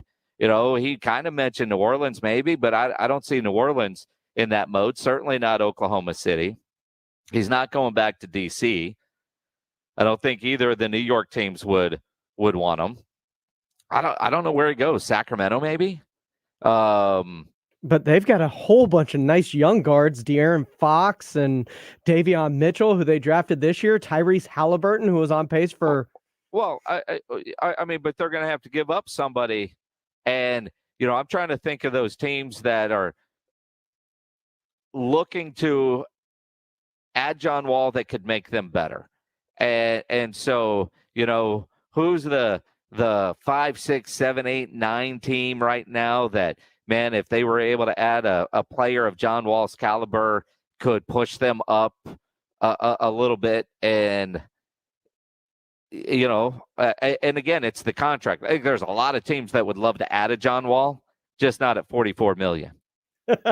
I mean, this year, and he's got 47 next year on a player option. He ain't opting out of $50 million. So basically, you got $90 million over the next 2 years that you're looking at for John Wall. Somebody will take on that contract. Every time we see this come up, we all say the same thing. Who the hell is going to trade for him in that contract? Yet it gets done. Remember when we said that about Chris Paul? And it's worked out for Chris Paul. And not only has it worked out for Chris Paul, the dude has added another major contract extension on top of that. James Harden last year, Russell Westbrook's contract. I mean, but John Wall's not any of those guys. Mm-mm. That's part of the problem. And he's a long way removed from being the John Wall that's worth that kind of money. Well, again, if he could get healthy. I mean, I look at a guy, could John Wall do what Carmelo Anthony has done? Carmelo Anthony went from being, I am the star.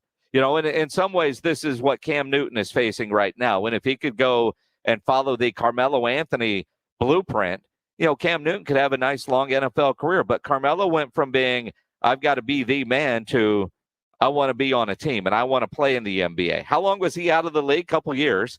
And he came back in.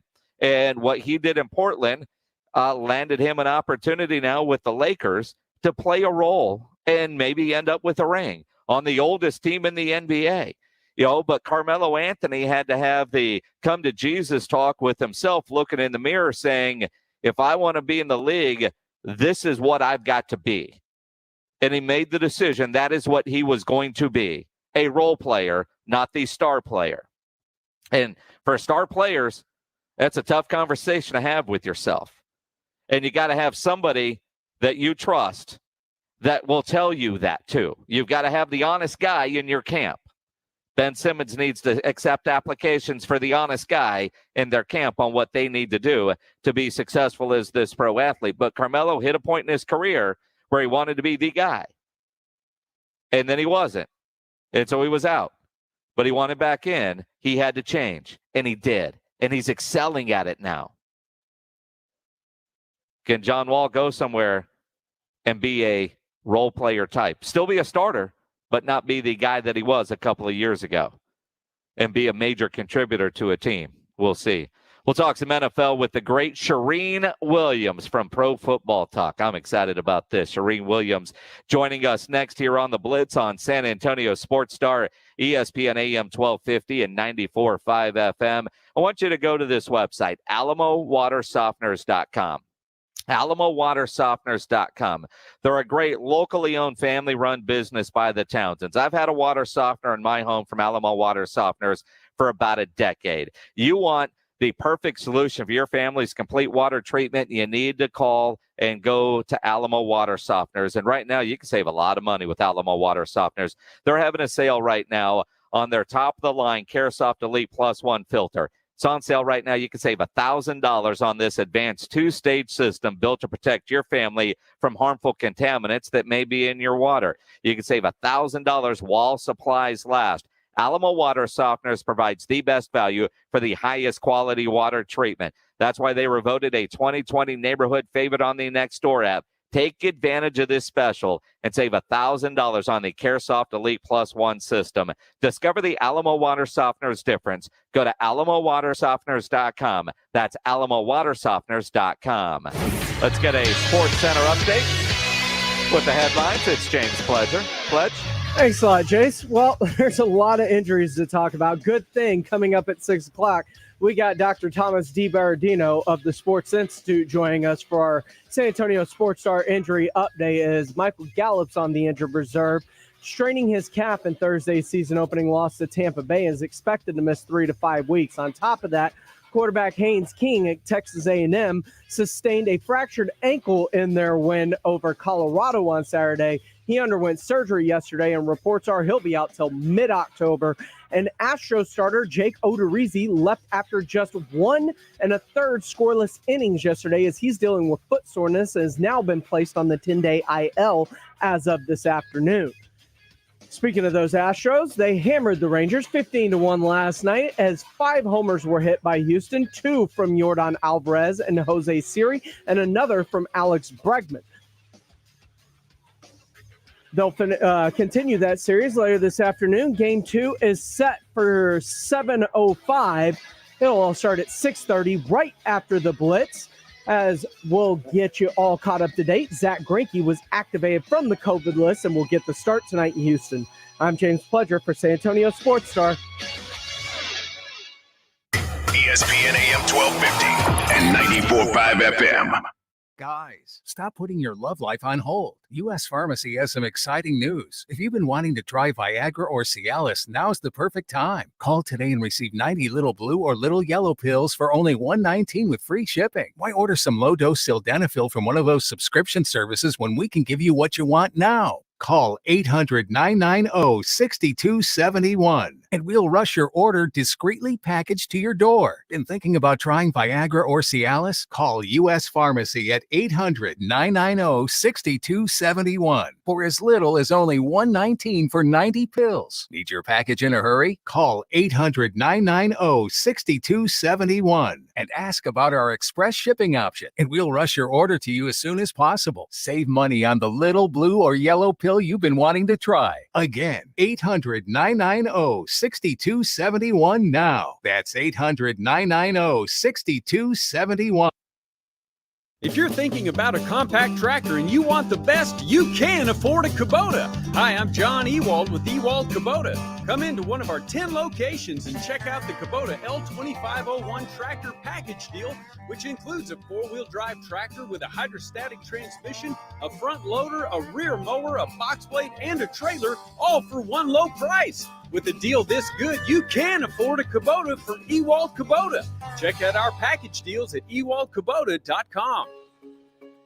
The healthiest patients in San Antonio are at the Institute for Functional Health. I'm Dr. Torres, and we help folks get off medications, feel better, look better, and become undeniably healthy. You've struggled with the same health concerns for a long time. It's frustrating, depressing, and nothing has worked. The good news is, at the Institute for Functional Health, we know everyone is unique, and medicine is never a one-size-fits-all solution. That's why we order specific labs to uncover the root cause of your symptoms. Your blood gives us all the answers, and we develop a doctor-supervised game plan that is specifically designed for you. Over the last decade, we have helped thousands of individuals look and feel years younger. All of us at the Institute for Functional Health are proud to say we have the healthiest patients in San Antonio, and we will help you become part of that club. See for yourself at iffhealth.com and call to schedule your complimentary consultation at 468-1891. 468-1891. I'm Dr. Torres at the Institute for Functional Health.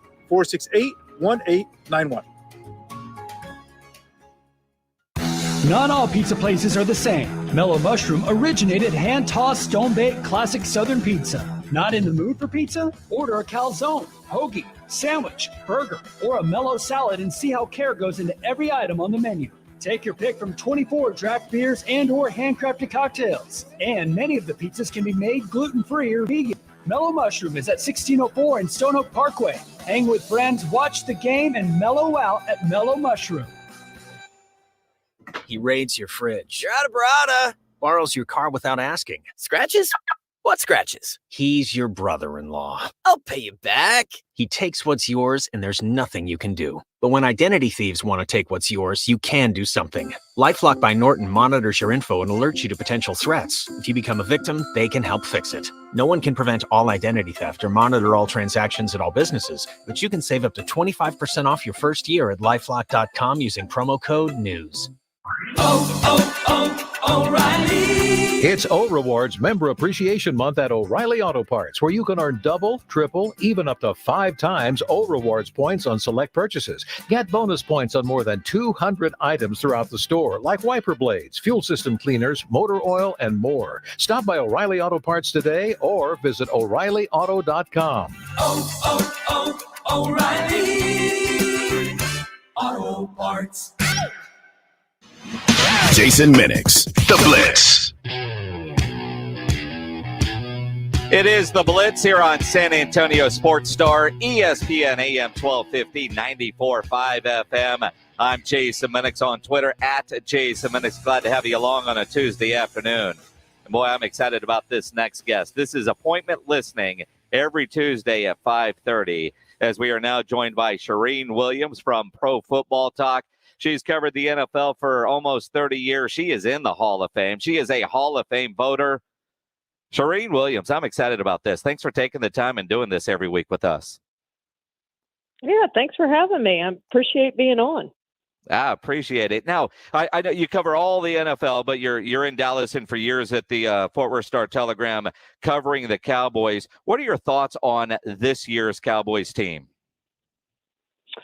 Well, I was encouraged by week one, and I know in the NFL there are no moral victories, but I had the Buccaneers covering even the point spread when it went to 9 points before kickoff, and they didn't do that because the Cowboys played so well. Now, I know everybody wants to blame the kicker, right? And he missed a 31-yard field goal, and he missed an extra point, and I get that. But if anyone thinks that the Buccaneers and Tom Brady wouldn't have scored a touchdown with first down at the Dallas 18 with 18 seconds left, they're crazy. I mean, Tom was throwing balls out of the sideline just to kill time so the Cowboys wouldn't get the ball back, and then they kicked the field goal and won the game. So what I'm saying is if the Bucs had an opportunity and needed a touchdown to win, they would have done that and won the game anyway. My bigger issue is you can't settle for field goals in the red. Whether you make them or not, you can't settle for them. The Buccaneers were scoring touchdowns. You had to match them with touchdowns. So 31-yard field goal, score a touchdown there. Don't leave it in the kicker's foot. Go get the touchdown. So they've got to do a better job of that. We know they've had some red zone problems in recent seasons.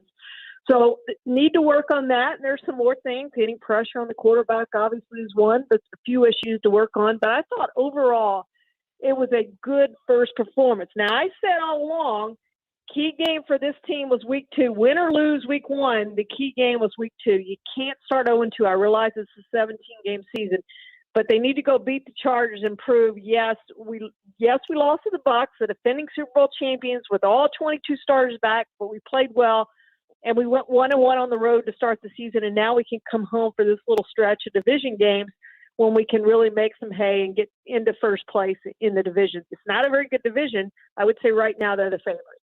I totally agree with that. And again, I was upset, obviously, with Greg Zuerlein, but I look at Blake Jarwin completely missing a block on that pitch out to Zeke. Yeah. And while everybody said Zeke should be able to make that guy miss, sometimes you tip your cap to a defensive player for making a great play. And at the end of the game, after CD had that long run after the catch, why are you still throwing incomplete passes there? Run the ball and either force Tampa Bay to take timeouts or the clock is going to bleed. When they kicked that field goal, I think everybody looked and said, well, Tom Brady's got too much time. He's going to go win this thing, and he did.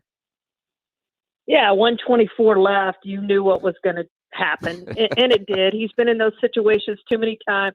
He's at home. I mean, we knew the inevitable was going to happen. I think people were looking for somebody to make a mistake, and it's happened before with Tom Brady, but chances were that the Buccaneers were going to drive down and do what they needed to do to win the game with that much time left on the clock. And they did that. But again, I was overall pleased with the way the Cowboys played. And I think there's a lot of reason for the Cowboys and Cowboys fans to have optimism about this season. It could be a special season. Now, having said all that, you look at what transpired on Sunday and you're like, goodness, are we as good as the Saints?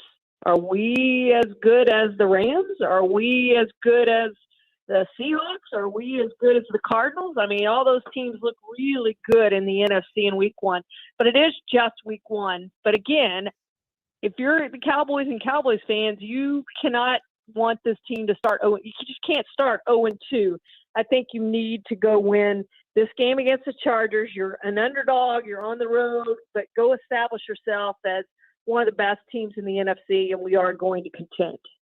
On the road, but against the Chargers, I'm guessing there's going to be more Cowboy fans in SoFi than Charger fans. So while it is a road game, it's probably going to sound and feel more like a home game for the Cowboys. Now, one of the things going in is obviously La'el Collins is on the suspension list. So with LC suspended, there's been a lot of talk about moving Zach Martin to right tackle since he's going to be back. And the Cowboys, Jerry today saying Terrence Steele is going to start at tackle. Steven yesterday on 105.3 The Fan in Dallas saying that they don't want to move Zach to right tackle. And I keep hearing all these, Jerry and Steven and, everybody with the team saying they don't want to move Zach out. I'm trying to figure out why. And so I went and looked at the PFF grades for the offensive line, and Tyler Biadasz was the 5th out of the offensive linemen, and it wasn't even close.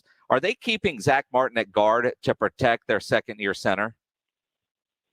Well, that very well could be, and he helps with the play calls too. But I know he doesn't want to move. He wants to remain at right guard. That's where he's comfortable.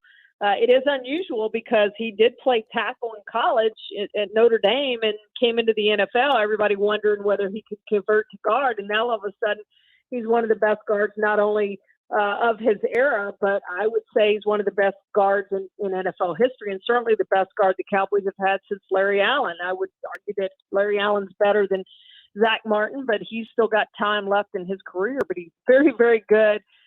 Second best guard probably in Cowboys history and one of the best of all time. So if he wants to stay at guard, you let him stay at guard. And sometimes it's about not moving guys, right? You want to get all your 5 best players on the field. I understand that. But at the same time, if a guy's comfortable there and he's an all-pro, you do what he wants to do, and that's where he wants to stay. But your point is great, and it's a very good one, that he can help out there in the middle. He can help in the middle where the Cowboys had so much trouble running, as we knew they would against one of the best defensive lines, best interior defensive lines in football. They were number one against the rush last season for a reason. Don't run up the middle against them. They'll have more success doing that this week, or should. Serene Williams from Pro Football Talk with us here on San Antonio Sports Star, ESPN AM 1250 and 94.5 FM. We talk about the inability to run against Tampa Bay and kind of lack of effort. It was kind of nice to hear Kellen did call 28 run plays and Dak checked out of 12 of those. Does there have to be more of a commitment to the run, regardless of what the defense is showing for this Cowboys team to be successful? Yeah, week one was an aberration simply because, again, the Bucs are so good in the interior. You're not going to run on them, and you're not going to run up on them in between the tackles. And they did call 28 runs, and Dak checked out because of the looks that they were given. They're not going to have that big of a disparity going forward, or if they do, like last season when they were trying to come back in games, it's going to be a long year. They're not going to win many games. You have to be able to run the ball. You have to be able to protect your defense, keep them off the field, and do all those things that we know the running game does. And it keeps the defense honest. So, yes, they're going to have to run more. They're going to have to run better going forward. And I think that's one thing that they will look at that came out of week one. If you want to talk some negatives or things that they need to improve on, that would certainly be one. They've got to run more and got to run better. Serene Williams joining us here on the Blitz. Besides the New Orleans-Green Bay game, the surprise at how good Jameis looked and how bad Aaron Rodgers did not look, what surprised you on the first weekend of the NFL season? Gosh, there were so many surprises. I mean, you just look all the way across the board at what happened in week one, and I think we saw a ton. You talked about that game. That was the biggest one, and I think the Steelers going into the Bills stadium and winning 23-16 was a pretty surprising thing to see. I thought Ben Roethlisberger outplayed Josh Allen, and the Steelers looked better than the Bills on the road. So I think that was a good step for the Steelers to establish themselves as a favorite. I watched the entire game, and they were impressive. And I admit, I thought Kyler might struggle a little bit this season. I didn't know. I know he's got a lot of weapons. He looked like an MVP candidate, and he was 5 total touchdowns, 4 passing, 1 rushing, and he just looked great. And I think you put him in that MVP conversation again. We all know it's early, and it's going to be the team. There's 3 of them in that division we're talking about today, and that's Matthew Stafford, Russell Wilson, and Kyler Murray. But you're talking about all 3 of them today for a reason. It's going to be a tough division. 49ers maybe don't have that MVP candidate, but they certainly are in the conversation to win that division.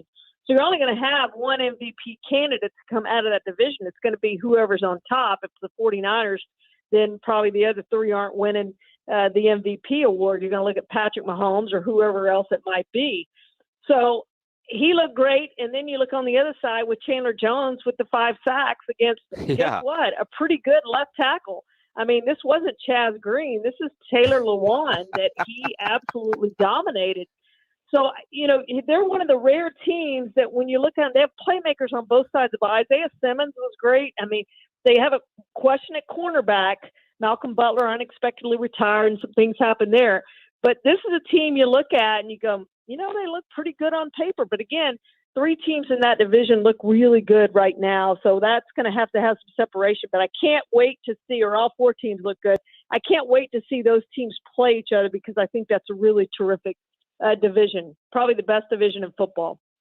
I agree. In fact, in my predictions, I got all 4 teams from them making the playoffs, which is very unusual. Yeah. But, I mean, you look at them, they're all good. What I find interesting about what the Cardinals did, and to me that was one of the bigger surprises, not named Saints-Packers, is, and I covered Cliff at New Braunfels High School. I've known him his whole life, and his dad, Tim. And even when he was at Texas Tech, when Dat Wynn was doing the show with me, he kept saying that the problem with Cliff is the focus is all offense, not on defense. And it seems this year there is a commitment from Cliff Kingsbury as the head coach to the defensive side of the football, and that showed up against a good Tennessee team. Yeah, you have to have defense in the NFL. You can't be one-sided and win. It doesn't happen very often. You got to have that balance that we were talking about earlier, and they have some of that. I mean, sometimes it's Kyler running the ball, but they do have that balance. And then you've got to have the defense, and you got to have the special teams. I don't think you can win without a kicker. We've seen it too many times when teams have missed key field goals. The Titans are going through that again right now. They don't have a reliable kicker, cut their kicker again. But the Cardinals seem to have all those parts this year. So lots of pressure on Cliff Kingsbury, because if this is a team that doesn't make the playoffs, I very well think this could be his last year in Arizona. But right now they look like a playoff team. They've got to keep Kyler healthy. They've got to keep Chandler Jones healthy. Those two guys were hurt last year. Chandler Jones didn't play very many games. And then you saw when Kyler Murray had the shoulder injury after that Buffalo game, when they had the miracle Hail Murray that won the game for him, after that, they weren't the same team with Kyler really nursing that shoulder injury. So if they keep those two guys healthy, this is a team that's going to contend all season.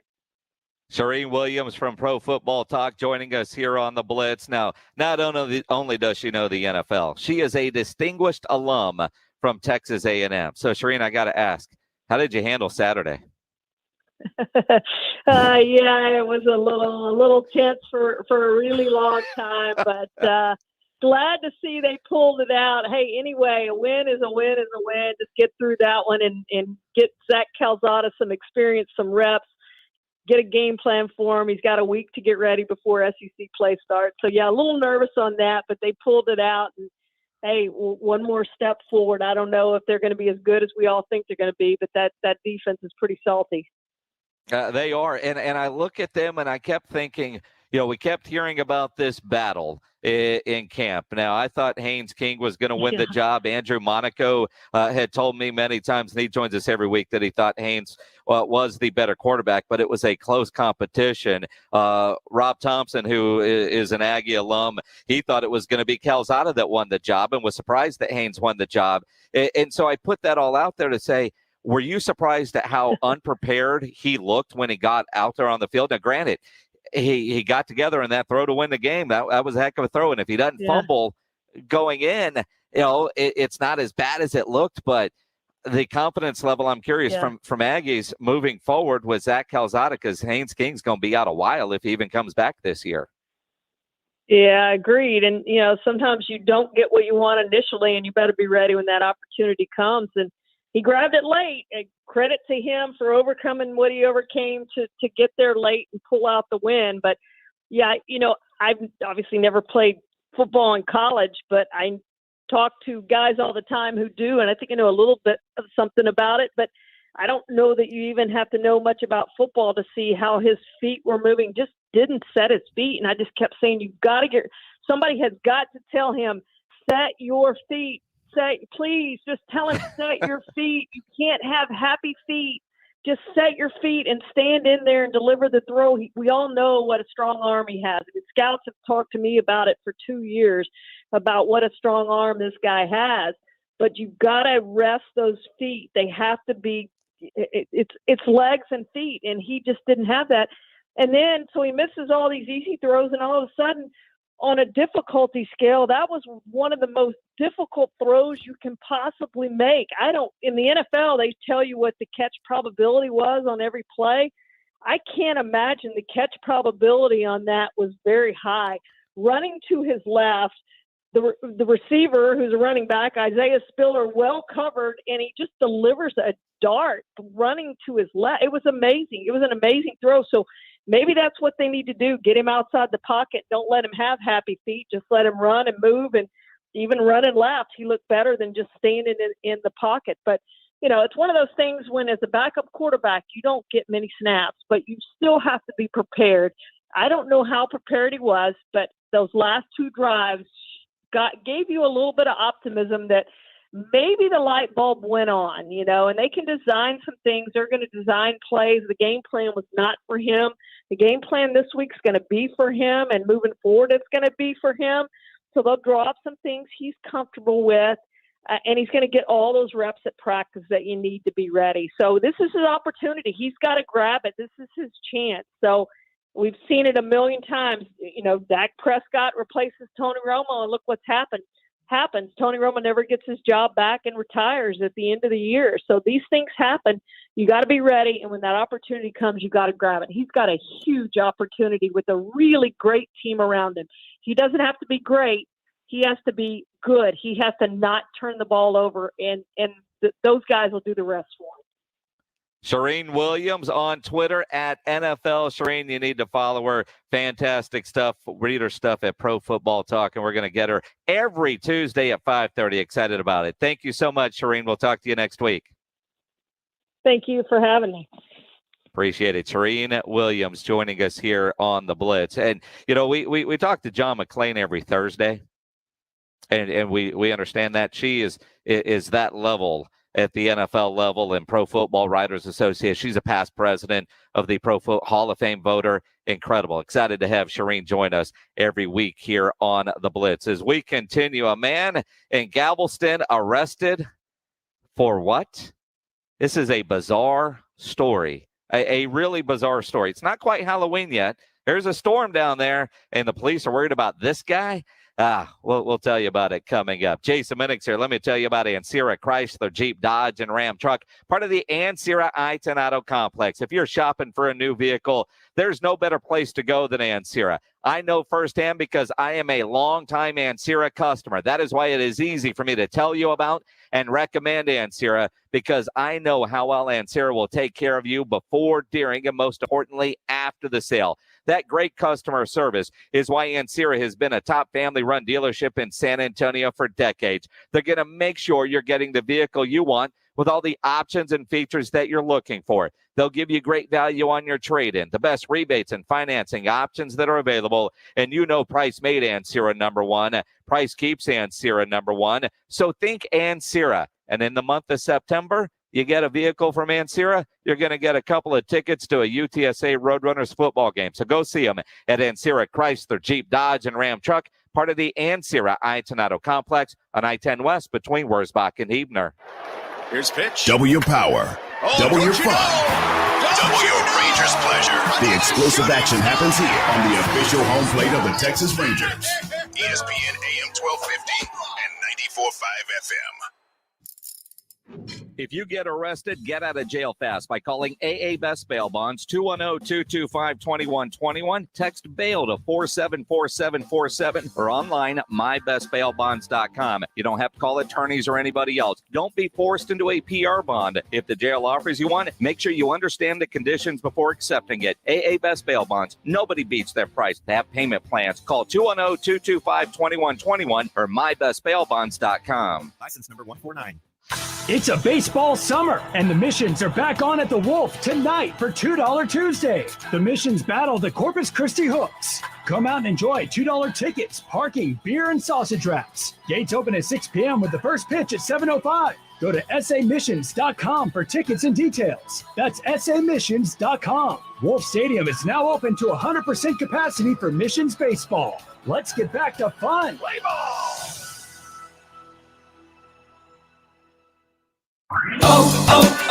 O'Reilly. Get more miles on the road with O'Reilly Auto Parts. A clean fuel system means better gas mileage for your car. Right now at O'Reilly Auto Parts, get 2 bottles of Lucas Fuel Injector Cleaner for $8. Plus, earn double O Rewards points. For a clean, lubricated, more fuel-efficient system, stop by O'Reilly Auto Parts today or visit O'ReillyAuto.com.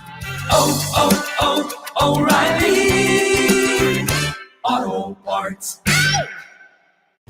Listen up, sports bettors. This is Hall of Famer Warren Sapp here to tell you about my favorite sports book, BetUS.com. I only endorse one sports book, and that's BetUS.com. Just like me, BetUS is the Hall of Famer of online betting with more than 25 years in the biz. Call today, and they will get you set up faster than I can run the 40. I play at BetUS, and so should you. BetUS.com. Join now and get up to 200% in bonuses on your first deposit. Call 1-800-MY-BETUS. Tell them Sapp sent you. We're planning a trip to Spain later this year. But our Spanish is pretty bad. So we're using Babbel. Babbel's conversation-based method teaches you real-life words and phrases. And with Babbel's interactive, bite-sized lessons, you'll remember what you learned. There's no easier way to learn another language. Ahora hablamos español. He just said, now we speak Spanish. Babbel, language for life. Now try Babbel for free. Just go to Babbel.com. That's Babbel.com. Are you thinking about selling your car? Don't get tricked with 2-minute offers only to spend 4 hours at a dealership. I want you to check out my friends at Car Zeus. It's Rudy J here. Car Zeus is not a dealership, so you don't need to worry about shady sales tactics just to lure you in the door. I'm talking about saving you time and hassle. Simply fill out a form about your car's condition at carzeus.com, and a local agent will text you an offer during business hours. No obligation. Plus, they pay the same day and even provide a courtesy Lyft ride home. That's carzeus.com. 1, 2, 3. Live and local sports talk to get you out the door. Rob Thompson, Rudy J, R&R in the morning on San Antonio Sports Star, ESPN 1250 and 94.5 FM. Set your alarm to wake up with us. San Antonio Sports Star, ESPN AM 1250 and 94.5 FM. It is the Blitz. San Antonio Sports Star, ESPN, AM 1250, 94.5 FM. You wake up with Key, then roll into R&R in the morning with Rob and Rudy, then Greeny, then halftime. We come around at 4 every day here on the Blitz. Good stuff. Go to sasportstar.com. You get to register to win Cowboys home game tickets there. If you've done any grilling, upload your photo. Grilling with the Blitz. You could get a $50 gift card to Tri-County Meat Market. We do Grilling with the Blitz every Thursday. So there was a big storm that hit Texas. And I don't want to downplay it. I got to admit, I was out of the loop on that. Not paying attention to the news, not really seeing it. Didn't realize how bad it was going to be. But there was this tropical storm, and I actually believe it made landfall as a Category 1, right? I don't want to downplay anything, but honestly, I didn't know that we were having a storm. In Galveston, turns out there's this lawyer. Of course it was a lawyer. But while everybody's staying inside and hunkering down and all this guy, he's walking down the beach dressed as Michael Myers. Even has a bloody knife that was fake. A lot of people took pictures of this guy, but somebody called 911 because he was scary. So the cops show up, and they realize it's a Galveston attorney named Mark Metzger. He got arrested. And I'm thinking, for what? He says in a social media post, bringing positive vibes to the gloom and doom out there, generating some laughter, helping people crack a smile, and restoring faith in humanity through humor. But apparently there was disorderly conduct is what they got him for. Now, again, he's a lawyer. He said, so if taking a silly walk down the beach during a storm in a costume and subsequently getting arrested for disorderly conduct accomplished any of that, and you smiled, I'll do it again every day. Although he's still, quote, fuzzy about the illegal parts of his actions. He didn't resist arrest. When you see the photos, he completely gives himself up. The police did say, the Galveston cop said it was a fake knife. I mean, Halloween's in a little more than a month. The guy just wanted to go for a walk on the beach in the middle of a storm. I don't know how you get arrested for that, but he did. And here I'm thinking the cops, when they found out, all right, hey, first off, you're a lawyer. Crap, this is going to create a lot of paperwork. What was he doing wrong to get arrested? I mean, he doesn't know. He's a lawyer. Not sure if the cops are going to pursue that. Is it illegal to have a fake bloody knife? Now, I could see some people that might not be familiar, a little scared. But still, to get arrested for that, to go through the process of getting handcuffed and taken downtown, there's a storm and the cops didn't have anything better to do than say, dude, man, just go home. Take off your mask. You scared some old lady. You might have scared a kid. Dogs are barking at you. Do something. You can't do this. It's interesting. Lots of injuries to talk about after the first weekend of the NFL. Lots of injuries affecting your fantasy team. We'll talk about that as we continue here on the Blitz. It's football season. I'm a big fan of Kielbasa smoked meats, whether I'm talking about their great sausage, the bacon, the Kielbasa bacon, their breakfast links. Kielbasa is popular all over the country. but they're a San Antonio-based company. They started here in San Antonio back in 1949, and they take care of their hometown. This year alone, Kielbasa has donated more than 2 tons of sausage to the San Antonio Food Bank, donating premium sausage through a program they have called Links of Love. And through this program, they're able to help nourish people in need through local food banks and disaster relief efforts. I know they've been helping down in Louisiana. So when you go into the grocery store and you buy Kielbasa, know that not only are you getting the best sausage on the planet, you're also helping others enjoy the best sausage on the planet, others that are going through some hard times. You can learn more about Kielbasa's Links of Love program on their website, kielbasa.com. You know you need to get in the grocery store. Get yourself some Kielbasa today. Friday nights mean one thing. San Antonio Sports Stars High School Football Game of the Week. Powered by Hill Electric. Jason Minix and Kevin Brock have the call each week beginning at 7 p.m. from the GPS of Texas broadcast booth. A Friday night Texas tradition. Friday, the Madison Mavericks take on the Churchill Chargers. Pregame at 6:30, kickoff at 7. High school football each week from San Antonio Sports Star, ESPN 1250 and 94.5 FM. The marriage is over. You know it. Your friends know it. So why fight? Call DivorceDude.com at 210-201-0303 and ask for Mark, the Divorce Dude, with Polling Law PLLC. DivorceDude.com can help you get a fast, affordable, agreed divorce. But if you want to fight, the DivorceDude.com can fight for you. DivorceDude.com gives you easy legal options and sticks with you every step of the way. If the marriage is over, why fight? DivorceDude.com. Howdy, San Antonio. Chip Ingram from the Roo Pub and the Angry Elephant, inviting you to come out and enjoy patio season. We have newly remodeled patios, garage doors, and everything else you need to enjoy this great South Texas weather. As always, ice cold beer and specialty drinks. Happy hours daily from 11 a.m. to 7 p.m. And our kitchen is open from 11 a.m. to 2 a.m. See you soon at the Roo Pub and the Angry Elephant at 281 and Redland Road. Parents, do you want your child's shoes to fit perfectly? Then you need to get your kids Skechers Stretch Fit shoes, because Skechers Stretch Fit shoes are so comfortable and so stretchy, they easily slip on and fit almost like a sock. Your child is constantly moving and constantly growing, so they need a shoe that moves with them. And Skechers Stretch Fit's soft, stretchable material contours to their busy feet. It's a perfect fit. And not only do they fit like a dream, they perform like one too. Skechers Stretch Fit keeps your child's feet comfortable all day long. With Skechers' exclusive air-cooled memory foam and a breathable Stretch Fit knit, your child will be cool and comfy whether playing, studying, or just hanging out. Plus, you'll love just how durable they are. Stretch Fit is designed to take everything your child can throw at them, and if they get dirty, just pop them in the washing machine. It's that easy. Give your kids perfect comfort that adjusts to them with Skechers Stretch Fit shoes. Find them at a Skechers store near you, Skechers.com, or wherever kids' shoes are sold.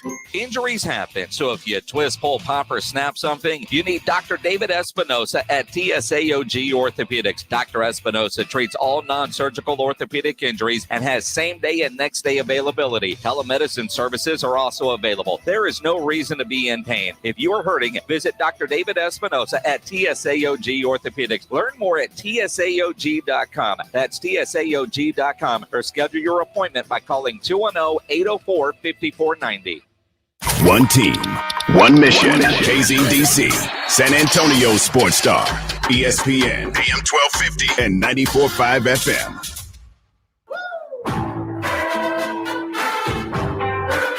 Jason Minix, The Blitz. It is The Blitz here on San Antonio Sports Star, ESPN AM 1250, 94.5 FM. I'm Jason Minix. Glad to have you along on a Tuesday afternoon. We're out early today. Astros Rangers coming up. Or I should say Rangers Astros, since we're the home of the Texas Rangers. But I am a Astros fan, and they smoked the Rangers last night, 15-1. Woo! They got 12 wins already this year against the Texas Rangers. Although it's going to be tough to get one tonight. We'll see. Game 2 of a 4-game set between the Rangers and the Astros as they try to go for the Silver Boot Award. We're chasing down Dr. Thomas DeBarardino. He's not there yet, right, James? Nope. All right. Well, he might be there in a moment. We'll have our injury update brought to you by TSAOG Orthopedics as soon as James gives me the thumbs up that he's ready to go.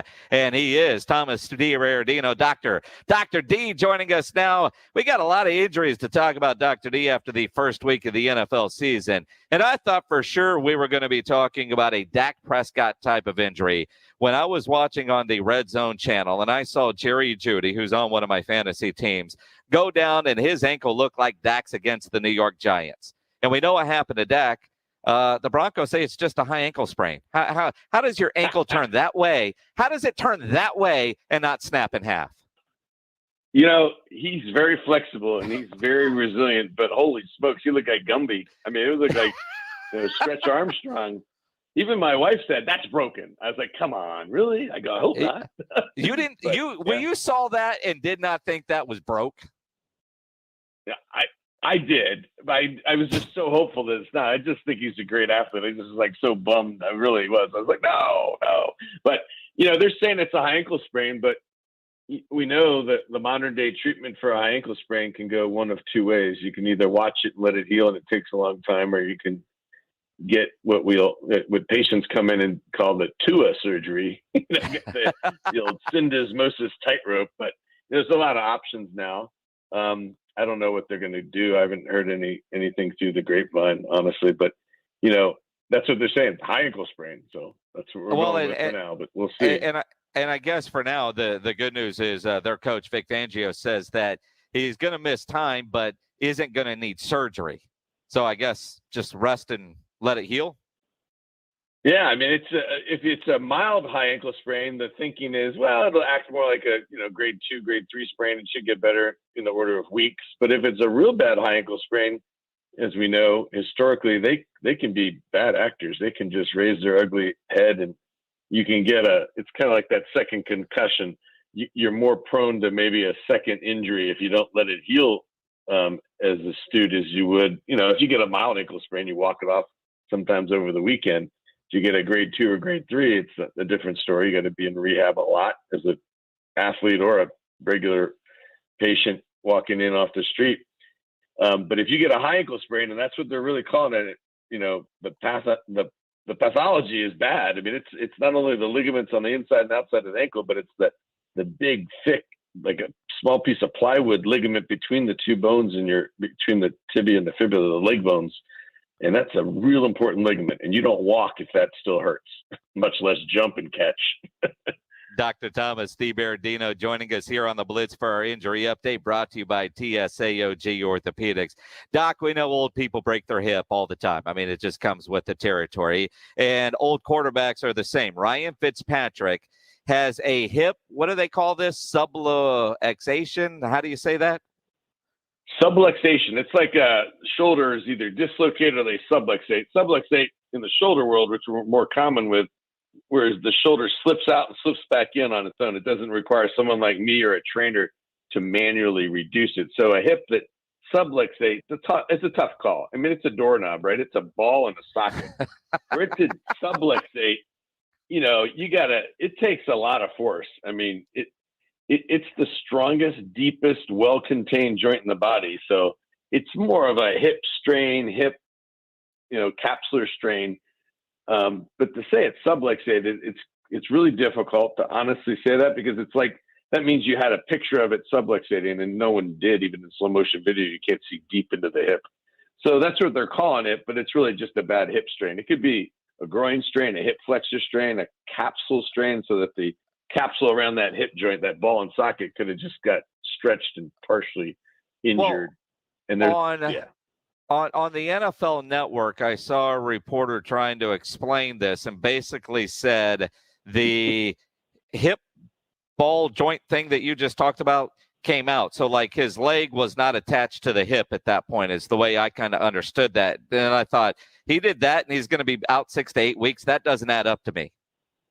Yeah, it really doesn't, because that's at risk, because the blood supply for the femoral head, the ball of the socket, is if it dislocated, as they surmised on the telecast, that would be really bad for a really long time. Because there's actually a ligament, the ligamentum teres, that connects the femoral head at the base of the socket. That's really tough. I mean, it looks like hemp rope, like a big, white laundry rope kind of thing. It's bulky like your small finger, and it connects with the blood supply, that hip into the socket. So if it dislocates or subluxates, as they surmise, he's not coming back. That's why we get doctors on to talk about this, as opposed to just talking heads to try to, I can't even say the word, let alone explain what happened. That's why we bring in the experts. Now, former UTSA runner Marcus Davenport had a hell of a game against the Green Bay Packers, but it was costly. He's got a pec strain, and they say he's going to miss time, but Sean Payton says he'll be back sooner rather than later, maybe about a month for 4 weeks. When you're dealing with a pec strain and you're a defensive lineman like Marcus Davenport is, and obviously he's using his arms trying to get around offensive linemen and stretching an arm, maybe trying to catch a quarterback or a running back going by, is it just a matter of comfort level in dealing with this pec strain? How much pain can you tolerate before you can get back out there? It definitely is. It's activity to tolerance, because the strain covers that mid-spectrum from not hurt to torn right off the bone, which is the pec rupture that we always see on videos on YouTube and whatnot nowadays. And so it's not that. It's not the only you're watching those YouTube videos, man. Well, I look for him to see if I know the guy, or like, is he coming my way? We do a lot of pec repairs. So really? But a pec strain, yeah, in the military we had a lot. I mean, they're traction line injuries in the military. So when guys jump out of the plane, the static line grabs their arm or their biceps or their pec, and a lot of times they just rupture the muscle that way. Pecs, weightlifting is the real one, coming off your chest. Classically, you drop the bar and you're doing that one too many reps, and you heave ho, and it pops right there, and the weight drops to the other side. And it's a calamity. But with a pec strain, it's a huge muscle. It could be a mild strain. He'll be back very quickly if he can tolerate it. And they can strap his arm down with a wraparound strap connected to his shoulder pad and limit the excursion of his wing, his arm. So they can really keep him in tight. He won't be blocking any punts or passes with that arm for at least 3 months, though. I guarantee that. Exactly. Dr. Thomas DeBarardino with us here on the Blitz. Let's talk about the Cowboys. Michael Gallup, 3 to 5 weeks, a calf strain suffered in the opener against Tampa Bay. For a guy that runs a bunch of go routes, I guess same kind of thing. Let it rest up and heal, and when you're comfortable, you can go. Yeah, he's only as good as he is fast to outrace the traffic. And yeah, you got to let that one heal. He's got to be able to pass muster by the trainers and the team doc, literally, and be almost 100% to be as effective as he needs to be doing what they have him doing. So he's like black or white. He's not like he can go at 85%. He's got to be full go, or he's not going to be the same target. Definitely not. And one other one, NFL-wise, Raheem Mostert, chipped cartilage in his knee. And the initial reports were, he'll miss a little time. And then he announces on social media he's done for the season. He's going in to have surgery to get it all cleaned up, so he's ready to go for next year. When in chipped cartilage, explain why this isn't a meniscus, this isn't an ACL, and for a guy that it seemed like would only be out a couple of weeks, then to go get surgery to be out for the season, what's not adding up there for me? There's something going on beyond the medical. That's what I said right away when I read about him. I was like, that doesn't make sense. I mean, these guys, want to play most of the time for good reason. They're getting paid to play high-level sports, and they love to play and compete. Something else is going on, I think. And or it's worse than they're alluding to. And that's always the other option. It's a cracked leg bone, right? That's what we're going to talk about. It's a chipped cartilage. That could be a big chip, like a pothole chip, or it could be a little skiving chip that no one even knew about except for the guy who took the MRI, and he said, hey, there's a little chip over there. And, it's clinically innocuous. Like, it doesn't matter. But we don't know. There's more to that story. We'll hear more through the grapevine. Absolutely. And you keep using all the big words in there. All right. I want to describe an injury and the surgery. Now, I can't talk as fast as Jimbo Fisher, but Jimbo Fisher basically said he got a crack in his lower leg. They fixed, operated. He's clean as a whistle. He's really good. He's as good as humanly as can be right now, the prognosis of things. Timeline, I'm not a doctor. I can't say. That was a bad Jimbo. But a crack in his leg, they operated. He said it was clean. He said when you're healed, you'll, it won't play before that. But he said that he'll be out several weeks. Well, what does that mean? When you have surgery on a broken ankle and, according to Jimbo, crack in his lower leg, which are we talking ankle or lower leg, but you have surgery on it. Do we really expect to see Haynes King back in an Aggie uniform this year, or is it Zach Calzada the rest of the way? So it obviously depends on two things. I haven't talked to the team doctor. He is a good friend of mine, so I don't have any inside scoop, but cracking the leg bone in coach's ease is an ankle fracture for sure. And more likely than not, it's just an isolated fibula fracture. That's what he's trying to kind of allude to. Like, it's a clean break. It's not a massive bad bimalleolar, both sides of the ankle, big surgery. He got a little interfrag screw and plate and screws put on his fibula because they did it the next morning. Literally, you could hear the hubbub at A&M where my kids attend. So I did get a little inside scoop, but they. So your kids go to A&M. Did you hear this from doctors or from veterinarians? Because there's a difference there when you're talking about Aggies in the rumor mill. My son does work in the veterinary lab in his grad school class. If you heard it from veterinarians, I believe you. If you heard it from doctors, I don't believe you. Because if you want to know anything at A&M, you ask a vet. That's so true. Yeah, they have an inside scoop. That is true. No, but I think there's a chance. I mean, if you look back in the quarterback position, he'll look like a Clydesdale. He'll look like, what's our favorite quarterback who plays for Tampa Bay now, right? He looks like he's wrapped his ankles up. Looks like a Clydesdale, right? He's just so wrapped up. Like, how does he move? He looks like you be careful. We speak this into existence. He's going to get a Budweiser deal. Does the NIL work for Tom? Oh, that would be great. He could lead the horses, man. It's great. Mm-hmm. They go in a straight line. But so there's a chance you could get back. If it's a simple oblique, meaning a slight angled fracture, he's a young kid. He's got great bone. It's just twisted and broke like a toothpick, and they fixed it immediately. There's, it's not outside reason that he could be back for week 6, 7 from the injury. So he'll miss like 6 solid games for sure. And then he probably won't start. He'll be suited up, and everyone will get all excited. But I've seen it happen. Really rare, but it's got to be like Jimbo said. It's just a crack. It's just a crack. But there was surgery there. It was just a crack. Let's see. Week 7. When is that game against Alabama? Will he be back right then? It's about right. I mean, I'm trying to think. You don't need him against New Mexico State or whoever you got this week. Is it New Mexico or New Mexico State? October 9th is Alabama. October 9th. All right, Doc. It's the 14th. He going to be ready October 9th? 14th of September? No way. He's missing that one. He's not probably the magic excited.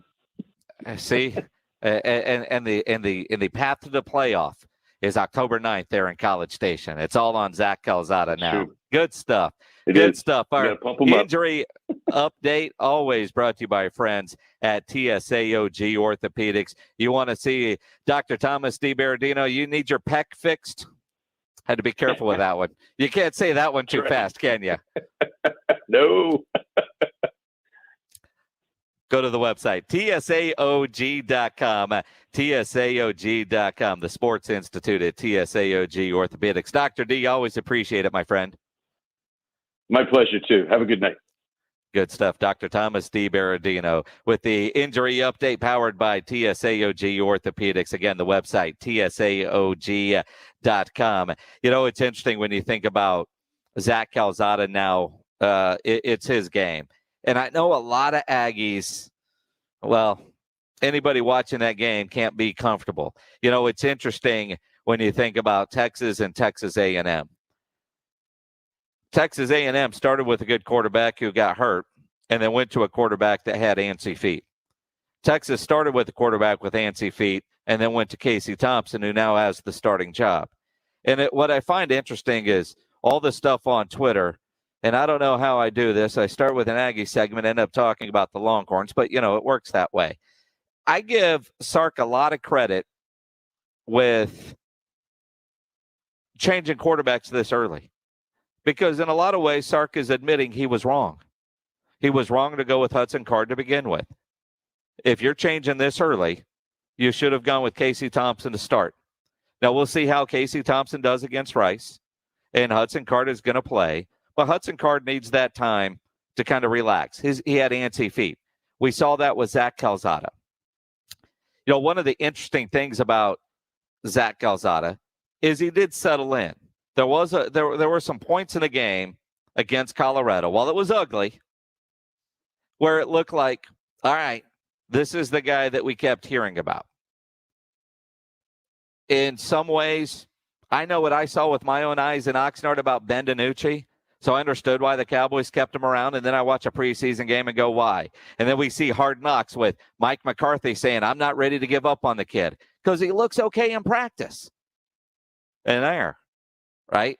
Fix between the ears and you could do it. But when you think about the next couple of games for Texas A&M, you're going to have a game plan designed for Zach Calzada. You're going to have plays that are in the wheelhouse of Zach Calzada, plays he's comfortable running. And I think you're going to see a different quarterback, because that throw he made to win the game to Isaiah Spiller was one hell of a throw. I mean, that was a great throw. You can't discount that. And he had some other plays in there. And he fumbled going in. And man, that sucked. But that was a smart football decision play by Calzada up until he fumbled the ball. But to take off and run when he did, everybody was covered. You saw him going through the progression, and the middle of the field was wide open. You just got to hang on to the football. But ultimately, he got a win. And that's what matters most. It was an ugly win, but he got a win. So I think over time you'll see Zach Calzada straighten up. Pledge, are we off on time? You just showed me 5 minutes. I've got 4. All right. Yeah, 5 minutes. I follow you. Did I? All right, we'll figure it out. You count me down when it's over, because we're out early I'm not today. double checking. I'm like, am I? Well, I thought you told me earlier 6:25, and it's 6:21. That's 4 minutes. 6:26. Oh, it's 6:26 now? Yeah. Okay, because I wrote down 6:25, which is in 4 minutes. So now I got to work an extra minute. I know. Like Peyton Manning. I feel like Peyton Manning last night when that game went to overtime. He's like, my contract doesn't call for overtime. My contract calls for 4 quarters. I mean, I'm still getting you out in the third quarter, basically. I'm good. I mean, I don't mind going until 7 if we have to. I mean, I know we've got a contract with the Rangers, and you got to carry X number of games every year, and you got to carry X number of pre-games, and it's Rangers and Astros. I mean, you know, the magic number for the Astros is getting smaller and smaller for them to clinch a playoff berth, and they won last night 15-1. 15-1. I mean, you look at that, the 15-1. I didn't know they did that in night games. I thought the Rangers only saved bad games like that for afternoon games where you schedule and go, all right, well, that game's at noon, man. We won't have any problem starting the Blitz at 4 o'clock. And then we get delayed for what seems like hours and hours and hours. But, you know, you look at it tonight. I am very curious about tonight's Astros-Rangers game. You win a game 15-1, it's hard to show up the next game. But also I want to see what Zach Greinke is going to be able to do. I mean, Zach Greinke's had a solid year, 11-5 on the year, but he hasn't started in a couple of weeks. He hasn't started since August 29th because he was on the COVID list. He was positive for COVID. So this is his first game back since COVID. And from what we've seen this year, guys tend to struggle in that first start since COVID, or when they come back off the COVID list, especially if they had symptoms. Now, we don't know how his symptoms were, but we do know that it's the 14th. You know, he was out with COVID. Now, it's not like the Rangers are good, but I don't know. I don't feel good about this one for the Rangers after 15 runs last night in their chase for the silver boot. I want them peaking going into the regular season. I need them to peak. I need them getting healthy. I need Zach Greinke's off the COVID list to start for tonight, so you got your ace back. I kind of like where the Astros are heading. Well, it's I mean, they're a playoff team. I mean, they're going to clinch. We know that. The Rangers are playing out the string. But I just, I'm glad Zach Greinke's going against the Rangers team. Hell, you're wearing a Rangers hat. But not because you're rooting for the Rangers, because it matches your outfit. You've got the red shirt on. You've got the red shoes on. You got the jean jacket. I'm not sure if you're going to a Mario Brothers costume party later. I might be. Yeah, that wouldn't surprise me. All right, so we've got to kill another minute here. You got that Alabama sound ready to go? I can. All right, so we all know that Nick Saban does have a sense of humor. He does have a sense of humor, and he likes a lot of D's nuts jokes. Poor kid. He's probably doing bear crawls across the band parking lot after his press conference today. Yeah, I've asked a couple of the other older guys about this, but do you have a favorite saying that Saban has, one of his little coaching, quips he has? Not that I can think of right now because he has so many, but there are a few I like, and he always talking about touch D's or suck on D's or all that. Oh, yeah, the PR guy in the background. Jordan Battle, don't say that. You can't say that. Good night, everybody. Hey, San Antonio Sports Star listeners. This is Michael Kielbasa with Kielbasa Smoked Meats. Thanks to fans like you, you can now buy Kielbasa products just about everywhere. We hope you continue to enjoy our handcrafted, small batch smoked meats because we sure enjoy making them for you. So grab some today and let me know what you think. My number's on the back of every pack. Right by my promise that if it's not the best you've ever tasted, I'll give you your money back. Find Kielbasa at a store near you today. Right now at Diamonds Direct, whether you buy a $3,000 diamond pendant or a $30,000 designer ring, you can spread